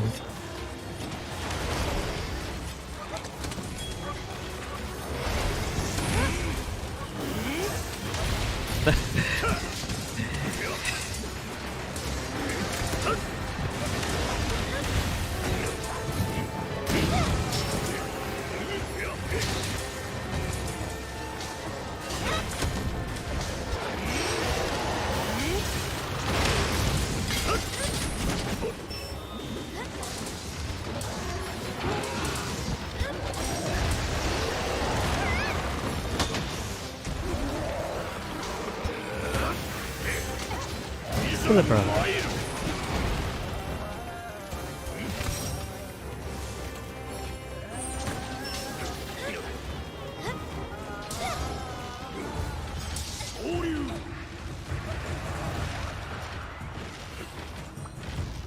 Out of all the monsters, I usually don't ride them, but I make the exception for one exception for Rajan, just because he has that cool laser beam.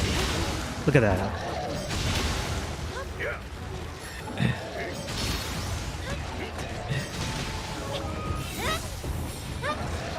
Laser beam, laser beam.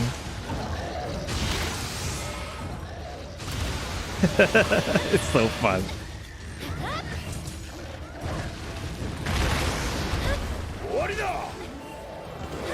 Where's the wire bug? Here it is.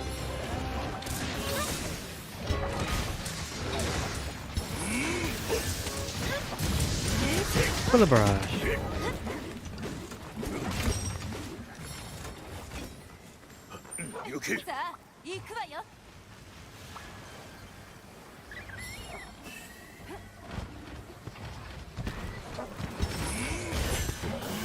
And I'm gonna miss.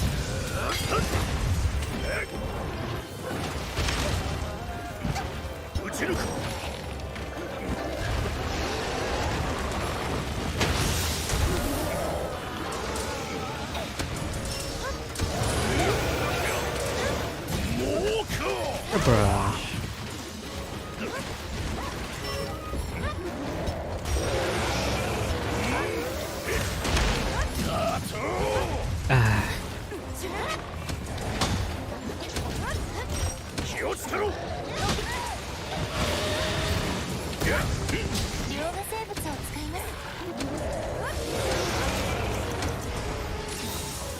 Nope. Bullet barrage.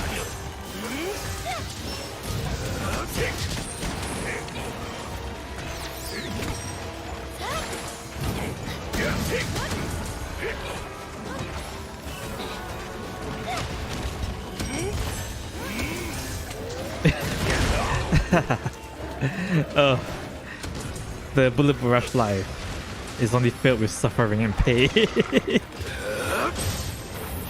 At least against Rajan.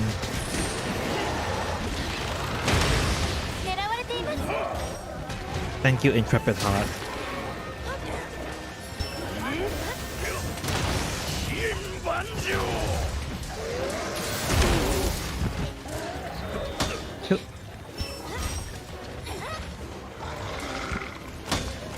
I got to put my redirection gem. It's so weird to kind of just block everything rather than trying to redirect certain attacks.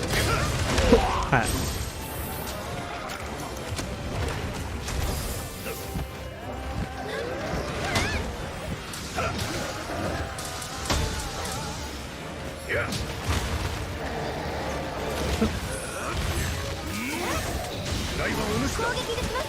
Thank you for showing me your butt.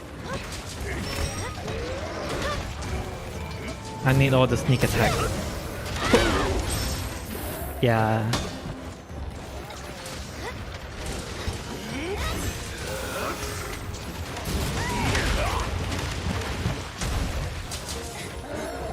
Block.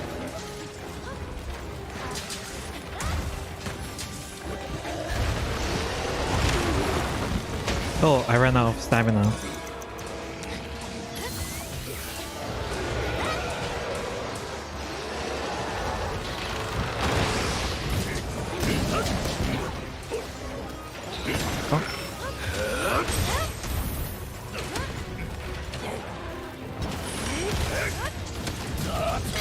Boom.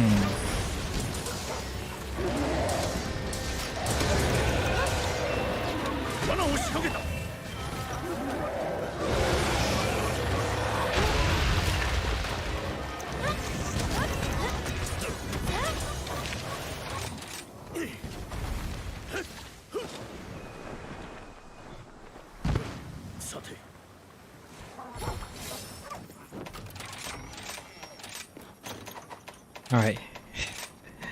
Oh god. Where's my... What should I take out? I guess I'll take out shoe. For... redirection. Jesus Christ. And then... Oh yeah, I'm not playing backstab, right? I don't have... Do I have backstab? I think I have.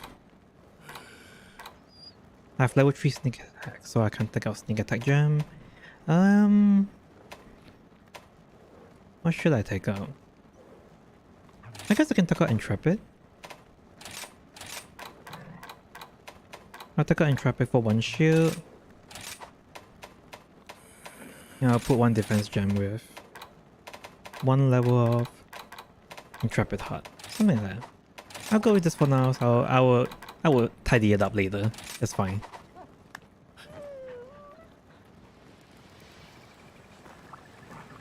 Did I change my... Did I forget to change my dog's gear? I think they're still on ice, right? Yep, they're still on ice.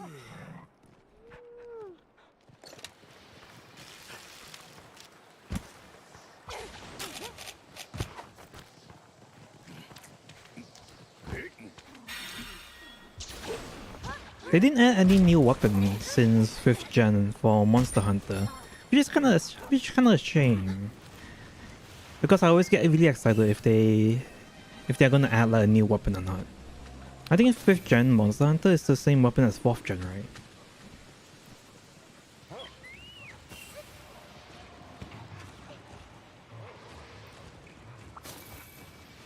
I love how they reworked the Gunlance so that the Gunlance has a more unique identity compared to just the lance. Because back in War, it felt like... Back in War, the Gunlance felt like... Oops, sorry, I wasn't paying attention. Back in War, the Gunlance just felt like it was a lance because the combos that you would do is pretty much the same. Like, you would just do the triple poke thing, you will hold your shield and do the triple poke, and whenever you have an opportunity, you would just stick a Wyvern stake inside the monster. That was kind of how it was to play the Gunlance in War. But then in Rise, they kind of added like, look, redirection? Sorry, not redirection.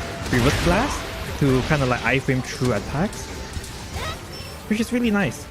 And for the lance, they get the what do they get? They get insta block, right? Lance get insta block, so it kind of like accentuates the unique identity of both the lance and the gun lance, which I think they don't really do well for some other weapons.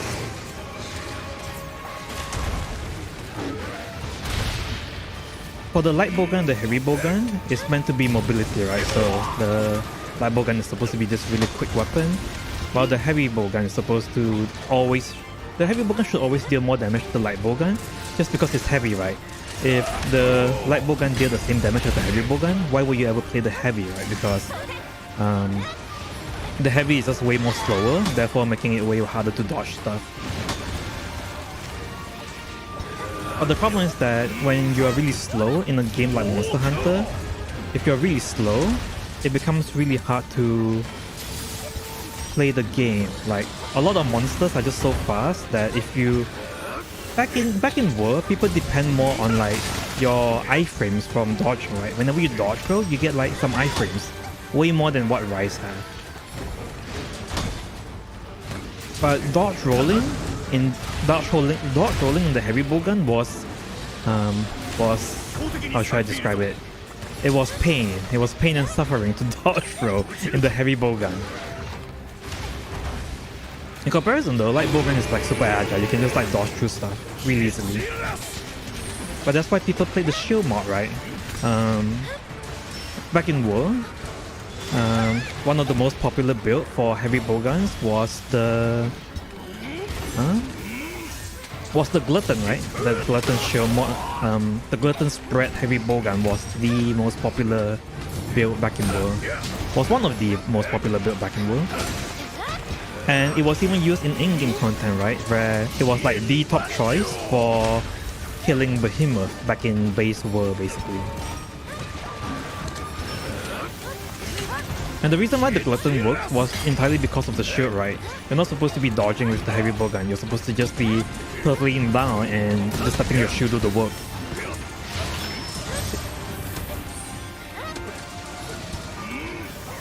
That's where a lot of the ease comes from heavy bowguns.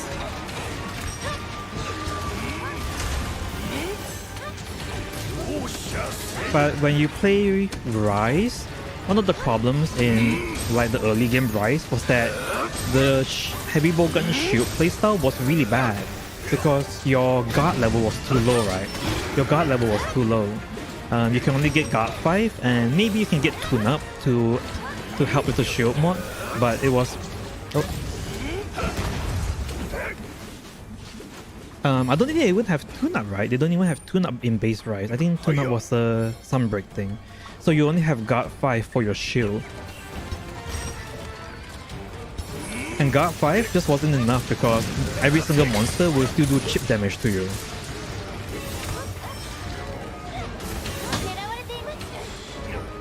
So in base Rise, you just don't play the shield mod at all.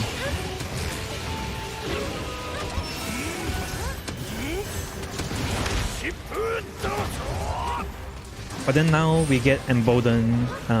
Now we got Emboldened level 3, which is pretty much... There we go. I have redirection now, look! It's so good! I was literally playing the whole game without redirection. Sorry. But yeah, now that we get Emboldened, and each level of Emboldened pretty much gives like 1 extra guard point. So it's way easier to... Or like, it's entirely possible to just turtle every single monster attack right now. Well, almost every single one, but like most monster attack. Oops, I missed.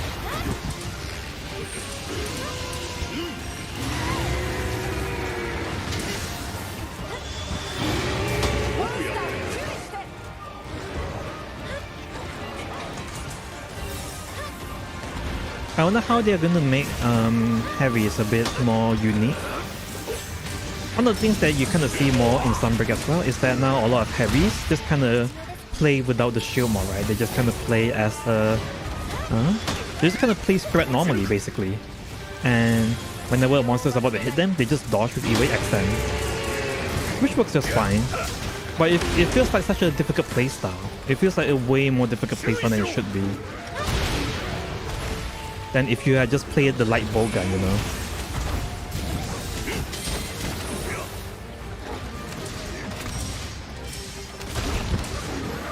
Oh, that hit me from there.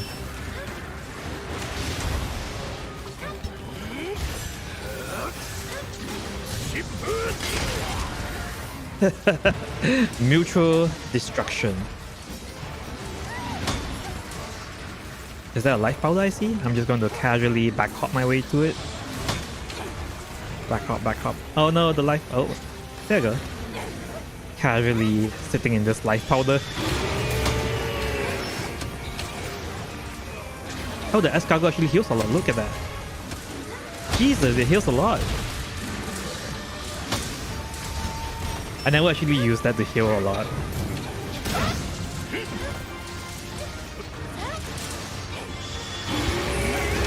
Hyper armor through the thunder. Full of barrage in the face.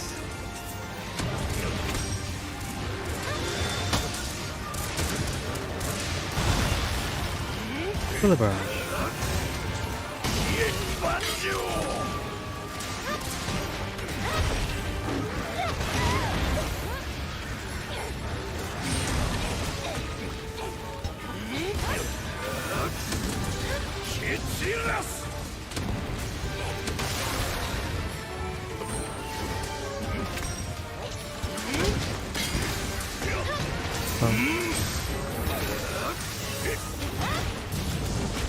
Full of barrage.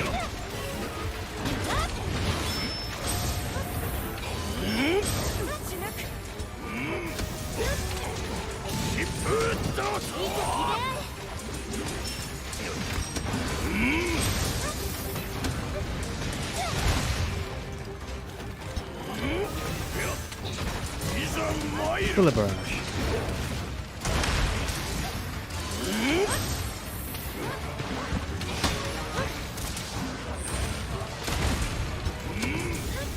Full of barrage.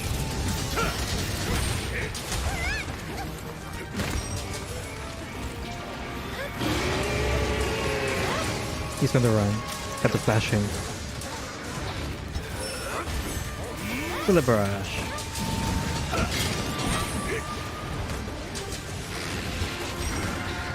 You can only run when I allow you to run.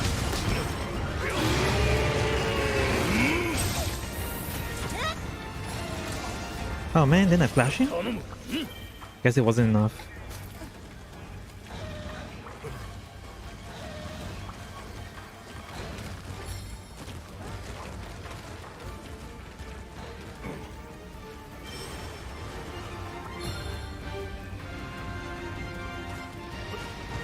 But yeah, so I basically wonder if they're going to have a new weapon in the 6th gen. You were 1 hit points away? Jesus. Oh, at least you didn't run that far. Oh man, I've been playing Wild Hearts and I swear to god, whenever the monster runs, they run like halfway across the map. It's so annoying.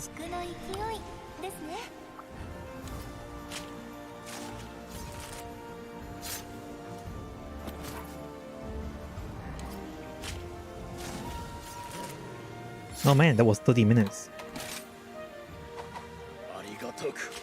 I think I spent way too long on the Rajang. I think I spent like, out of the 30 minutes, I think I spent 7 minutes on Xenogear, 7 on Basil, and like 15 on Raj. Weapon mashup is like a really big part of the game as well. I always thought that fighting Rajang on slow and heavy weapons, like fighting Rajang on like weapons that counter, like the longsword or the lance, feels super good because he's very aggressive. So every single time he hits you, he leaves like a small opening for you to counter without any punishment.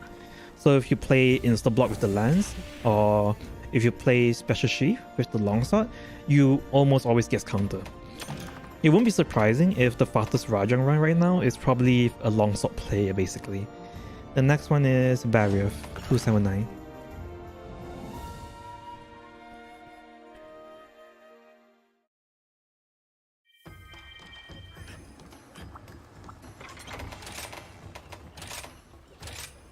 I wonder if we just dedicate a whole day to just playing one single weapon rather than switching between a few weapons. I've just been playing a lot of the Gunlance just because this new playstyle is just really fun. I've been obsessed over it, so I try to insert it as much as possible.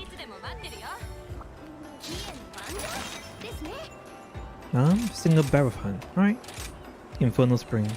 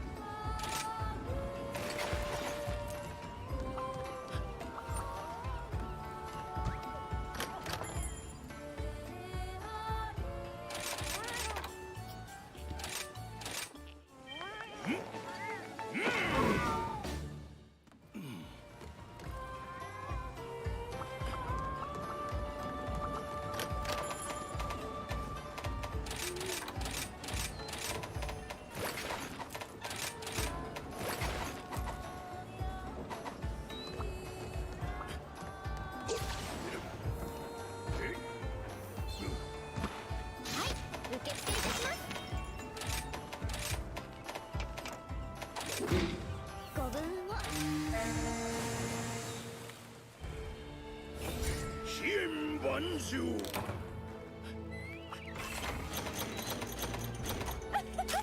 い感じね。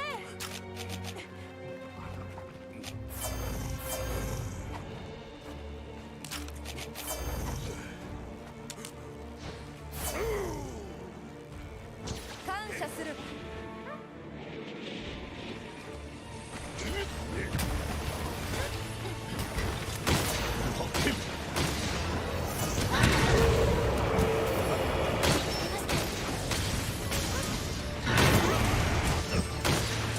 There you go.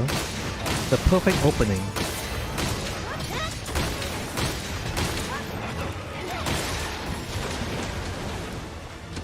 Oh, maybe I should just play my Pierce because he hops around a lot.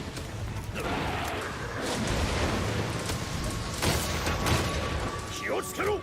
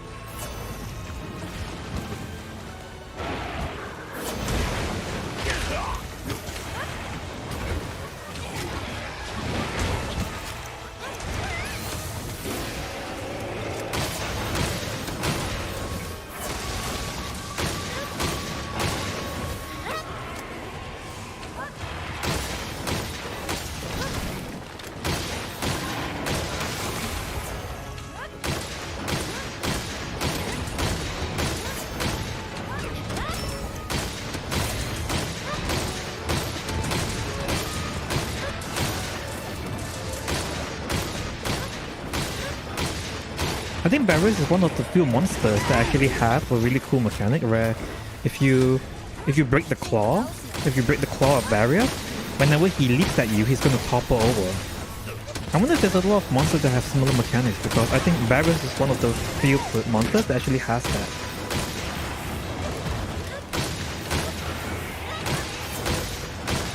Let me just try to break it.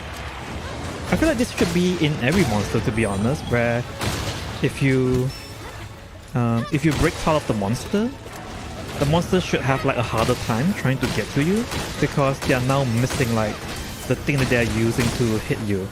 They kind of do that with the tails, where if you break the tail now have shorter range. So, but they only do the toppling over whenever they are coming after you for Wyrens like Luna Ragon and Barrow. I always wonder if they will do it for other monsters.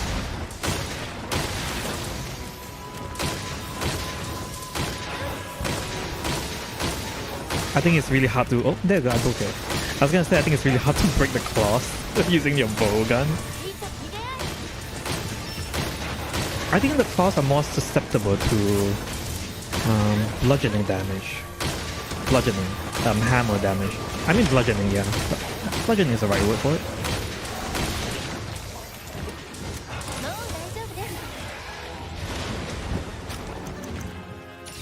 See? He topples over now whenever he leaps. It's so cool.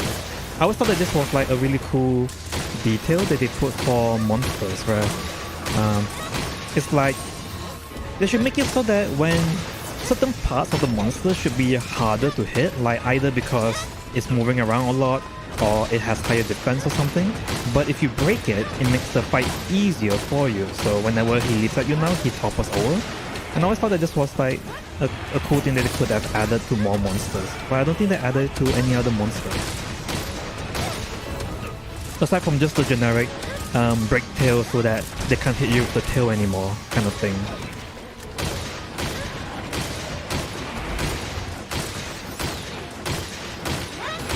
I guess the anomaly monster kind of does that, where whenever you do enough damage to it, it pops. Oops. Sorry, forgot to craft ammo.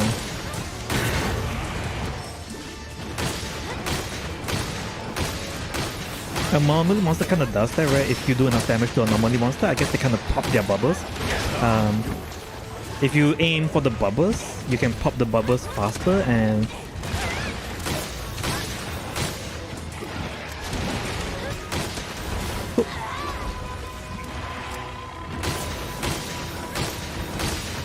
if you aim for the bubbles are usually a bit harder to hit, but if you break all of it,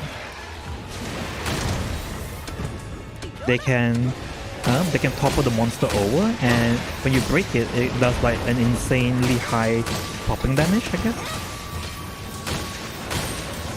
But I guess targeting it is not that worth it, because whenever I target it, popping it does like an extra 1000 damage for me. But if I just shoot the monster in the face like this, look, basically I shoot about 5 shots per round, and if I shoot 2 rounds, that's almost like 1000 damage right there. So getting the extra 1000 damage from the anomaly monster pop versus just shooting the face and getting the 1000 damage, it feels like you might as well just be shooting the face, right?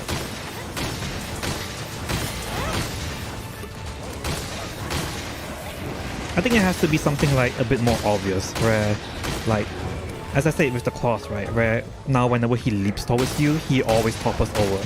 And that gives you pretty much like every single time when he uses one attack, you get like 1 extra opening, which is super good.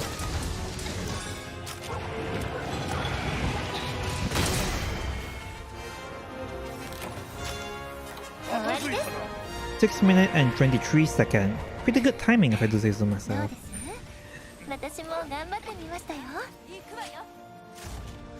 The bowgun does a lot of damage, and I think it's just about like there's a little bit of like skill involved too. I think I'm just way more used to the bowgun, so I think it's definitely more about the monster as well. It took me like what 20 minutes to beat. Sorry, I didn't even beat Nakagura. I carded to him, or triple carded to him. But then I'm bullying like Barith right now. The difference is I actually have to hunt Barith for like the materials. I think there's 2 monsters that is not part of the endgame monster that I have to hunt just because you need like that one part of their materials. I think for Kushala's armor need like Barrier of Hardclaw, and I think for the final boss armor requires Garagom's Fist or something like that. So I had to hunt Monkey and Barrier. Like an extra amount of times, more times than needed. Oh, I didn't see the monsters. Oops. I'll just look at it in the investigation list. I think for the last few hunts, I think I'll just stick to the bowgun. Because I want to showcase like each weapons a bit more in depth than what it is. Last week I focused more on the switch axe, so I think this week I'll focus more on the bowgun. And on other days, I think I might focus more on the longsword and the dual blades, because I like those 2 weapons as well.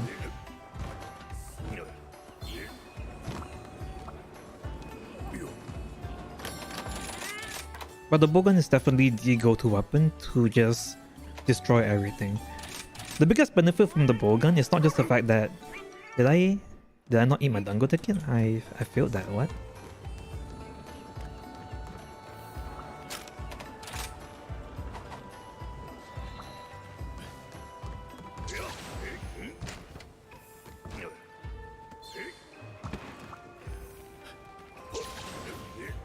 The biggest advantage that bowgun has over every other weapon is not just the fact that its range or anything like that, but it's more about the fact that it has almost no animation lock. Whenever you fight with the bowgun, your animation lock is just that one time. When you shoot, you can just dodge, like shoot, dodge. Oops. I think that's the biggest advantage of playing the bowgun, is that when you shoot, you get like 1 second animation lock, like half a second maybe, and then you can dodge straight away. Whereas if you play the bow, I feel like the bow has a longer animation lock than the bow gun. When you shoot your third arrow, you just kind of stand there for a short while and you can't do anything about it. I like the Gold Valkyrie for the spread too. Yeah, the Gold Valkyrie for the spread is good too. The Gold Valkyrie is easier to build because I think for the Gold Valkyrie, you don't have to put in like tune-up and you don't have to put in like all the other extra stuff like tune-up, silencer, and all these extra like quick load and an absorber to be able to have max damage. Basically, if you want to play the final boss weapon, you need 1 level tune-up, you need to put on silencer, and you need to put level 3 absorber and level 3 quick load for you to get the lowest recoil and the fastest reload. But for the Gold Ratian, you don't have to do all this extra stuff to play critical firepower. That's the thing, critical firepower. And critical firepower is really good for the spread because I think critical firepower gives about 20% more damage, right? Critical firepower. Let's try with a marksman. I do 86, 61, 61, 86. And with critical firepower. So 61 on a non-crit, 86 on a crit. Yeah, see? 72, 100 damage. It's like 20% more damage basically. It's insane. And for the Gold Valkyrie, you don't have to put like tune-up and all that extra stuff to get fastest reload for critical firepower. But for the final boss weapon, you have to. But I think the final boss weapon have more raw, so... What's the raw?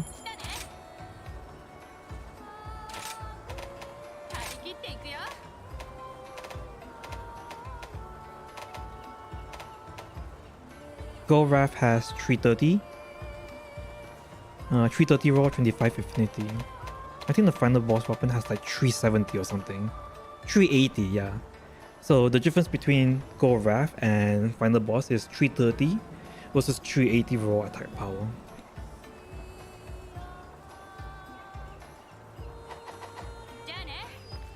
Yeah. If you can equip tune-up, silencer, and level 3 recoil and level 3 quick load to use critical firepower, if you use both of them side by side, I think final boss weapon has like 2 to 3% more raw basically. Something like that. Just because that includes sacrificing a bit of attack boost, attacking skills, for you to get your 100% affinity, because in order for you to wear the final boss weapon with minus 15% affinity versus Gold Wrath with 25% affinity is about, what, 40% affinity difference. So that implies that you're giving like, you're pretty much giving them an extra critical I7 basically, just to be able to use the final boss weapon, and that critical I7 could be used for attack boost 7, something like that. But yeah, even if you can fit all the stuff, final boss weapon is way better. It's not way better, but like slightly better. But Gold Wrath is easier to build. Gold Wrath bowgun is just easier to build. So if you are starting out, and Gold Wrath is like what, MR10? It's a little bit later than the final boss, but like because of how easy it is to build it, right? You don't have to put in tune-up, roll some really really good like core augments on it. I think Gold Wrath is probably more. I would probably recommend like Golden Ratian bowgun for beginners. And after they get like better decorations, better augments, better talismans, only then do I ask them to switch to the final boss weapon. Right, I think I have all the stuff. Let's go.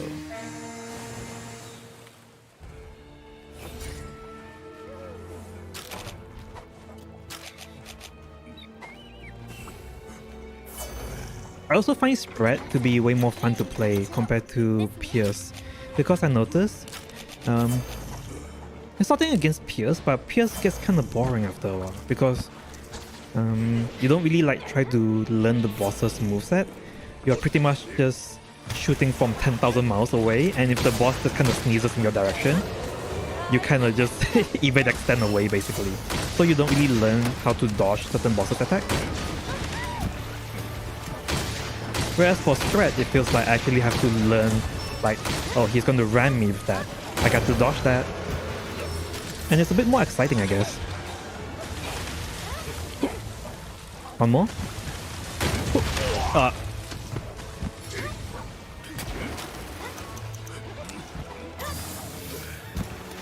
I should have. I should have.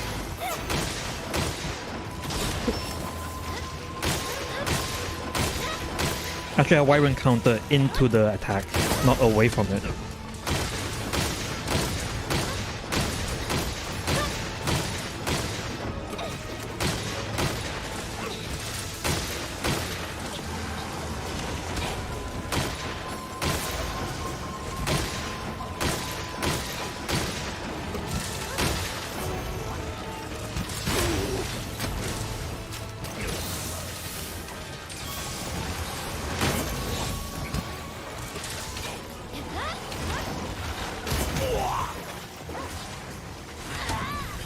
Couldn't Wyvern counter.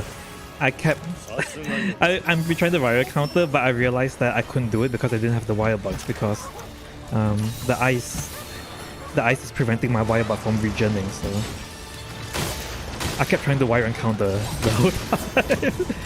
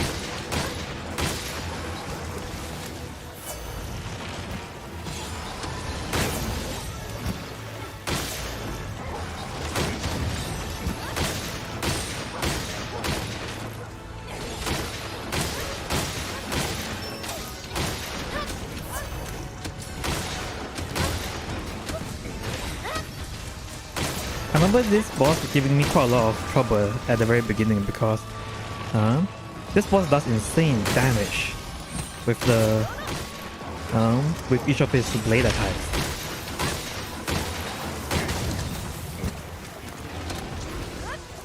And I was really surprised by it just because of how much damage it did. It just caught me off guard when I first fought him.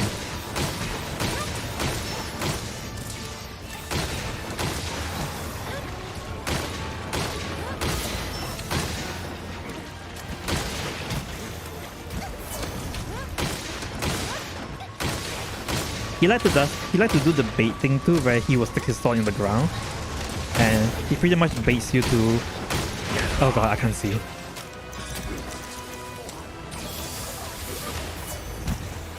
And he pretty much baits you to come and hit him, and when you do, oh,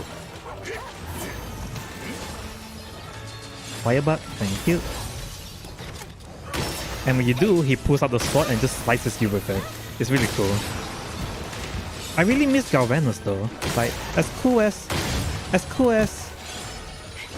having twin blade ice sword is, having a tail for a sword was way cooler, not gonna lie. Galvanus was my favorite monster in Monster Hunter World. He literally just EI slashed the shit out of me. It's so cool.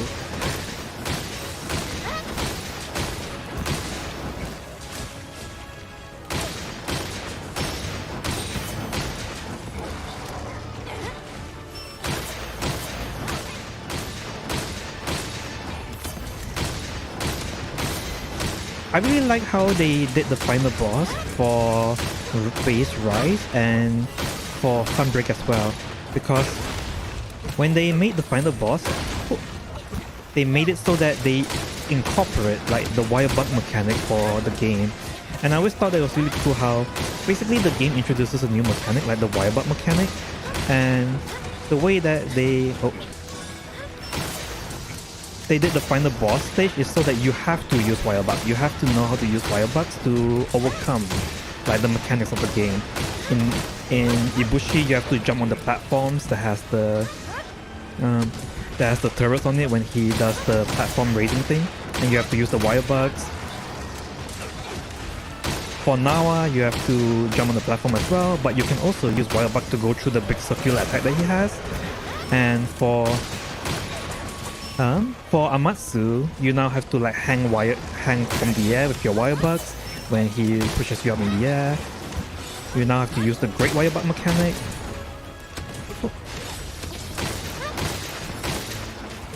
Like this one. You have to... I think when he does the one where there's like a cyclone tunnel, you have to wire bug below him basically. And it's really cool how... I think it was like a nice thing to do, where you have to incorporate the things that you learn that's very unique to this particular game, that's very unique to this particular series, this particular title of the series, to overcome what is the boss basically. And I hope they add more of that in the future. Oops. I don't know if World actually has anything like that. Like, was there something that requires you to know how to use the Clutch Claw for the final boss? Well, I'm trying to think. I don't think so. Sorry. It's like the final few bits and I'm losing concentration. I'm just going to put down a trap.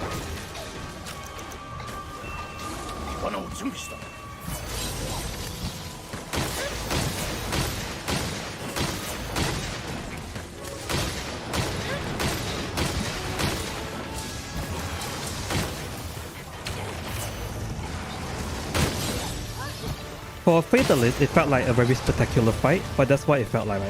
It didn't really like require you to know all the mechanics. Oh god.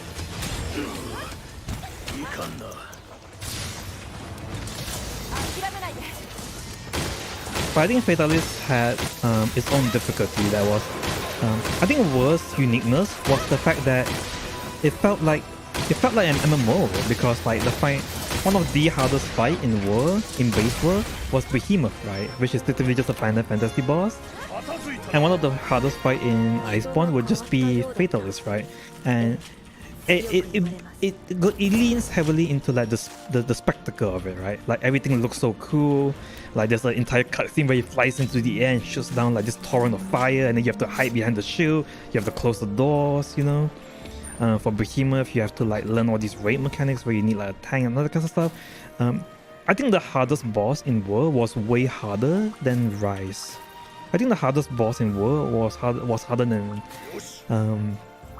harder than anything that we have in Rise. But I think that's just because they lean more heavily into like this like, oh yeah, this is supposed to be like a boss that takes time to learn and it's harder to fight. Clearing Behemoth was really difficult. Clearing Fatalist was really difficult, but clearing Amatsu was kind of easy in comparison. It wasn't like that easy, but like it was easier in comparison. I wonder if they would lean more heavily into like the team building aspect of it, because I really like Behemoth. It kind of forces players to have to like I think the core part of what makes Monster Hunter really fun is the fact that you have like the multiplayer aspect of it. I remember back in the PSP era where where you literally have to play with your friends. Well, for some people it's the PS2, but where you literally have to like hunt monster with your friends, basically like, oh man, this monster is too hard to hunt, bro, I need your help, man. And then you just kind of hunt together. I think like what makes Monster Hunter so fun back then was the fact that it was multiplayer. Like the fact that your friend can come and help you hunt a monster that was too difficult for you, or the fact that you need other players to kind of like join in on the thing, basically. Like there's a lot of like immersion that goes into it as well. In Monster Hunter World, you have to like, you can't just see the monster on the map. It doesn't feel like a video game, right? Because in World you have to like, oh, there's a monster here. I don't know where it is. I got to find the tracks. I got to, you know, sniff his shit, you know, whatever. And then eventually, like after tracking him down for a while, you kind of like find him in the end. Every single time you beat the monster, you collect a little bit more information about him, you know, like, oh, now that I fought him once, I know that, you know, he has his weak spot is the face, his weak spot is the claws. And like you got to research that, you know, you can't just like fight him once and then there you go, here's the book with every single information that he has. You know, you got to build up to it. And I think like Rise kind of lose a lot of the immersion, like a lot of the feelings that World has. Where it comes to like, in order for you to fight a monster, you have to prep for the fight, you know.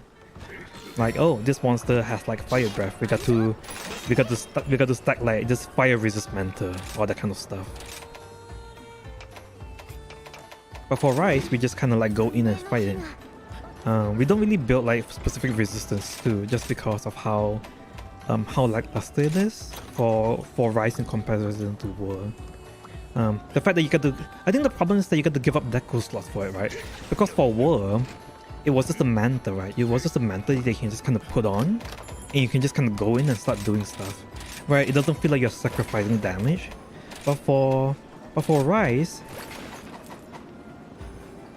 you actually have to lose decorations, right? And every single decoration that you take out to put like fire resist tree or something, you're losing a lot of damage too. It feels like you're sacrificing way more than you should, just to be able to like counter a monster. Or rather, it doesn't feel like it's impactful enough for it to matter. Yeah, Rise definitely feels more like an arcade style Monster Hunter. You just kind of go in and you just kind of fight. Rather than like the whole, you gotta track, you gotta be immersed, you gotta be one with nature, you gotta clutch claw and climb and seek and hunt. I think Rise has its own charm though. I really like the fact that for Rise, they lean so heavily into weapon playstyles that each weapon feels so unique in Rise. No, I didn't get the 90%. I failed twice.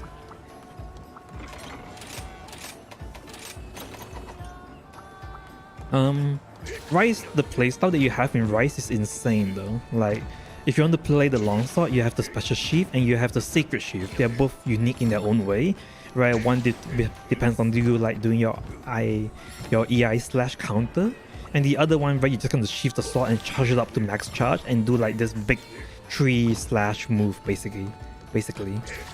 And the variety of playstyle is just so immense compared to what World has, because World you can only play like you have one weapon and that weapon is the entire playstyle that you can play. That's it.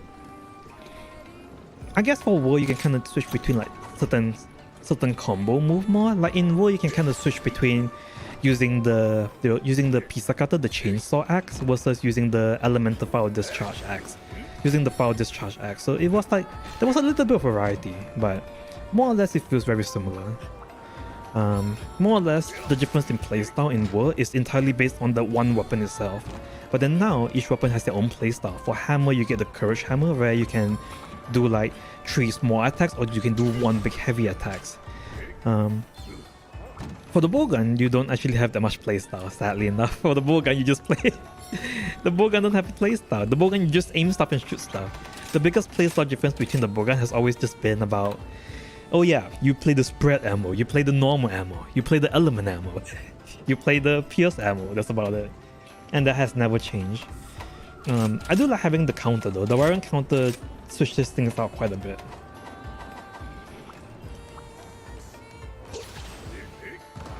But I guess there's not much, but I guess they don't have to make like skill bind differences for the bowgun because our playstyle difference is going to be based on different ammo types. Whereas for like other weapons, it's really obvious whether you want to play the guard reload Gunlance or you want to play the quick reload Gunlance where you focus more on the bullet brush or you want to focus more on like the full burst playstyle. For the... what else? I think for... another one that felt really different was like... well, Sword and Shield kind of feels similar but yet different because I think you can either play the Shuriken counter or the Whirlwind, but the Whirlwind is kind of weak, which makes it unviable. The problem with like different playstyles right now in Rise is that you get way more variety, but if your variety, your second skill bind is not balanced, it's not strong enough, it doesn't feel like an alternative playstyle. It feels like there's one superior skill bind and one inferior skill bind, and you will always take that one over the other. So then she kind of has this problem where you always take Shuriken over the Whirlwind. Lance always has this problem where you always take insta block over just a normal block. That's just kind of how some of the weapons are made. But they did a really good job in buffing a lot of the alternative playstyle. The Inside Glaive, for example, the powder vortex, and the Awakened Kinside attack is just so weak. It's just so weak in comparison to the Wyvern Dive that nobody plays those styles. Even though they created like entire skill bind move and entire different playstyle for it, nobody plays it, which is really sad. But for the final update, they buffed it already, so I think I've seen more players play it. The same thing with the Bullet Barrage playstyle. Nobody really plays Bullet Barrage just because it's really weak in terms of damage, and it always fucks up other players in multiplayer. And then now they gave you shockproof so that you don't fuck up other players, and they gave you Amatsu weapon so that you can do 10% more damage with the Bullet Barrage. So they balance it really well, I feel. Some of them is still not that good though, but I feel like they try really hard to balance it to make the alternative playstyle worth it, and it really comes true. I love the playstyle though. I hope we can have this variety of playstyle in the 6th gen.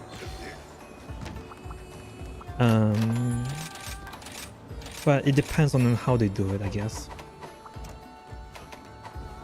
The only thing that I think everybody can kind of agree on is that we should not have Spirit Birds anymore. They should just give you a decoration where... they should just give you a decoration to just give you max Spirit Birds.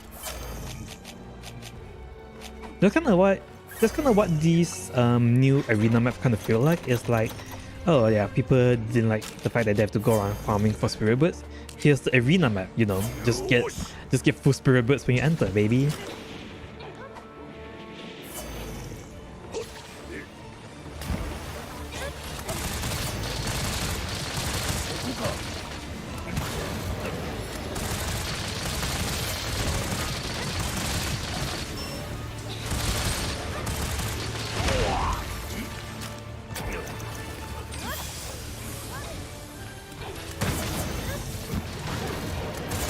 Oh, I mistimed the raw.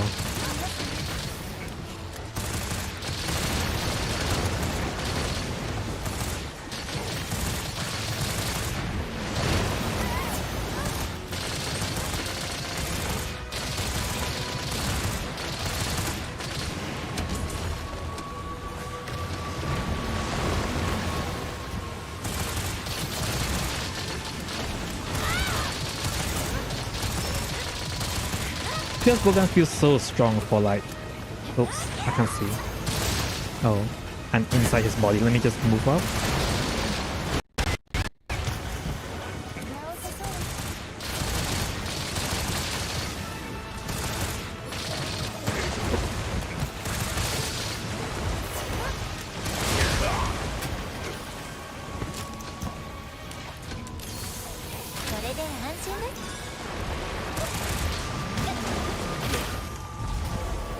I have no idea what I'm doing. I kind of zone out halfway through. Sorry, I've been playing a while. I think this is gonna be my last fight.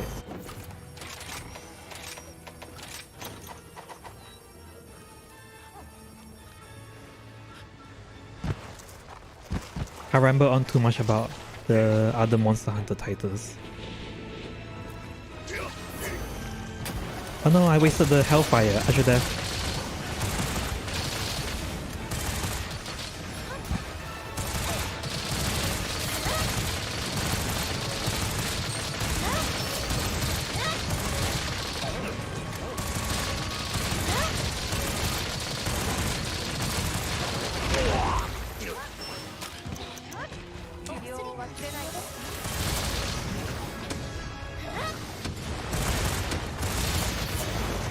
There we go.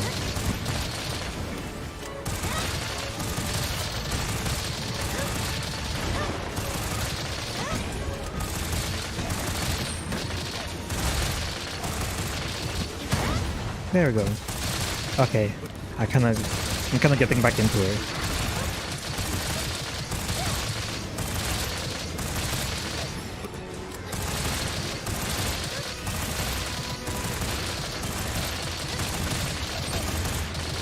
One, two.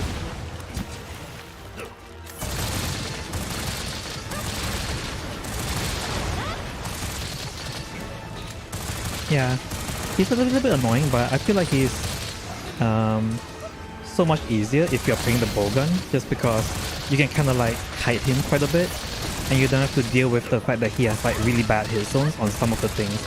I think if you're playing a melee weapon, what happens is that you accidentally hit the claws, and his claws is really hard. Like, it will literally bounce off your weapon at white sharpness.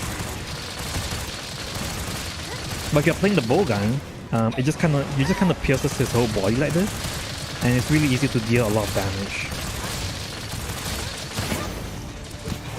I'm just kind of zoning out a bit, so I'm just kind of losing focus, that's all.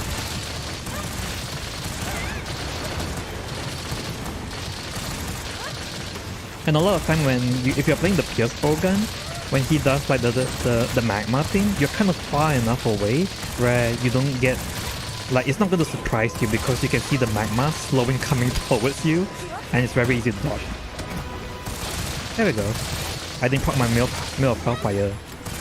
Not Mill of Hellfire. I didn't proc my Hellfire proc the whole time just now, so I didn't proc it now. It's really convenient that Hellfire kind of procs when the monster enrages, because that's kind of when you want to proc it.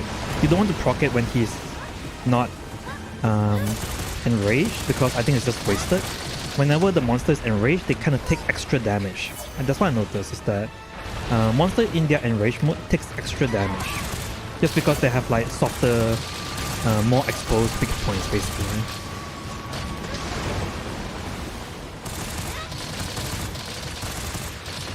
And not to mention, when they're enraged, especially in Anomaly, when they're enraged,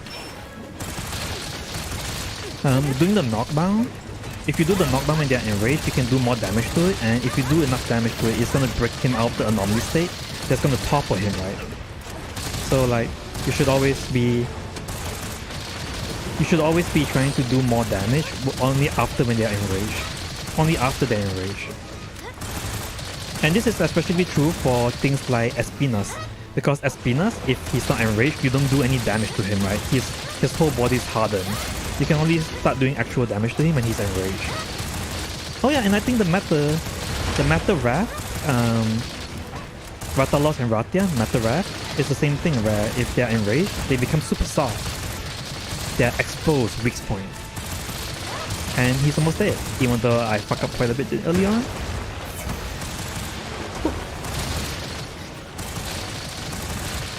He's super easy to kill for a light bowgun, just because look at how much damage the Pierce does. I'm just not focusing, so my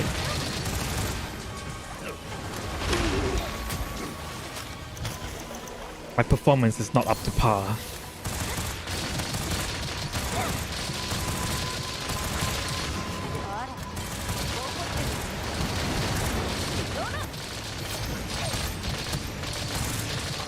Oh, my bad. I'm using PS3. There we go. しまいだ Oops. 6 minutes 53 seconds. Pretty good for では帰還いたし for ま like しょう 1 minute of carting.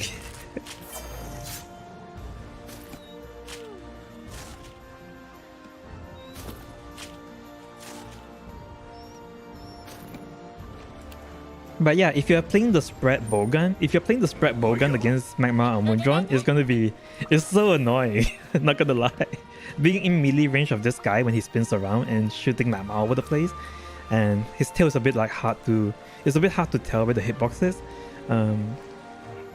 Playing spread against this guy is really difficult. But playing Pierce against this guy is really easy. I mean, that's kind of why I like the bowgun so much. It's because it feels like it gives you enough variety where, oh man, like this guy is a bit hard to fight. I can just switch between being in melee or being in range, depending on what you need. So things that requires you to shoot from range, like Basil is really big and it's really hard to hit his wings, so you play the Pierce. But if you are playing something like against Furious Rajang, for example, Furious Rajang is really small, his body is really small, so Pierce does very little damage, but his face is really obvious and really close to you, so you should play spread, right? So if you are fighting Furious Rajang, you don't play Pierce, you play spread. If you're fighting Amudron, you play Pierce instead of spread. So just by playing the bowgun, it gives you like the bowgun. The weapon is, you need to build a different weapon for it, of course, but like the bowgun itself gives you enough variety where just mastering this one weapon can allow you to beat every single monster basically.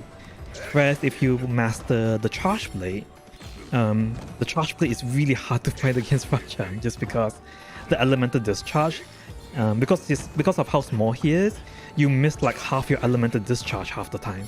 And because he jumps around a lot, every single time you element discharge, you're gonna whiff it. Just like how when I play my bullet barrage, I whiff Rajang a lot because he keeps moving around. If you're playing the charge blade, you whiff Rajang so much because he keeps moving around. So you have to play like you cannot play like the full discharge, you have to play like this semi-discharge where you only discharge like one foul against his face. Basically that's how you're supposed to play it. But it's way more difficult. So it's nice that bowguns have such a wide variety to it.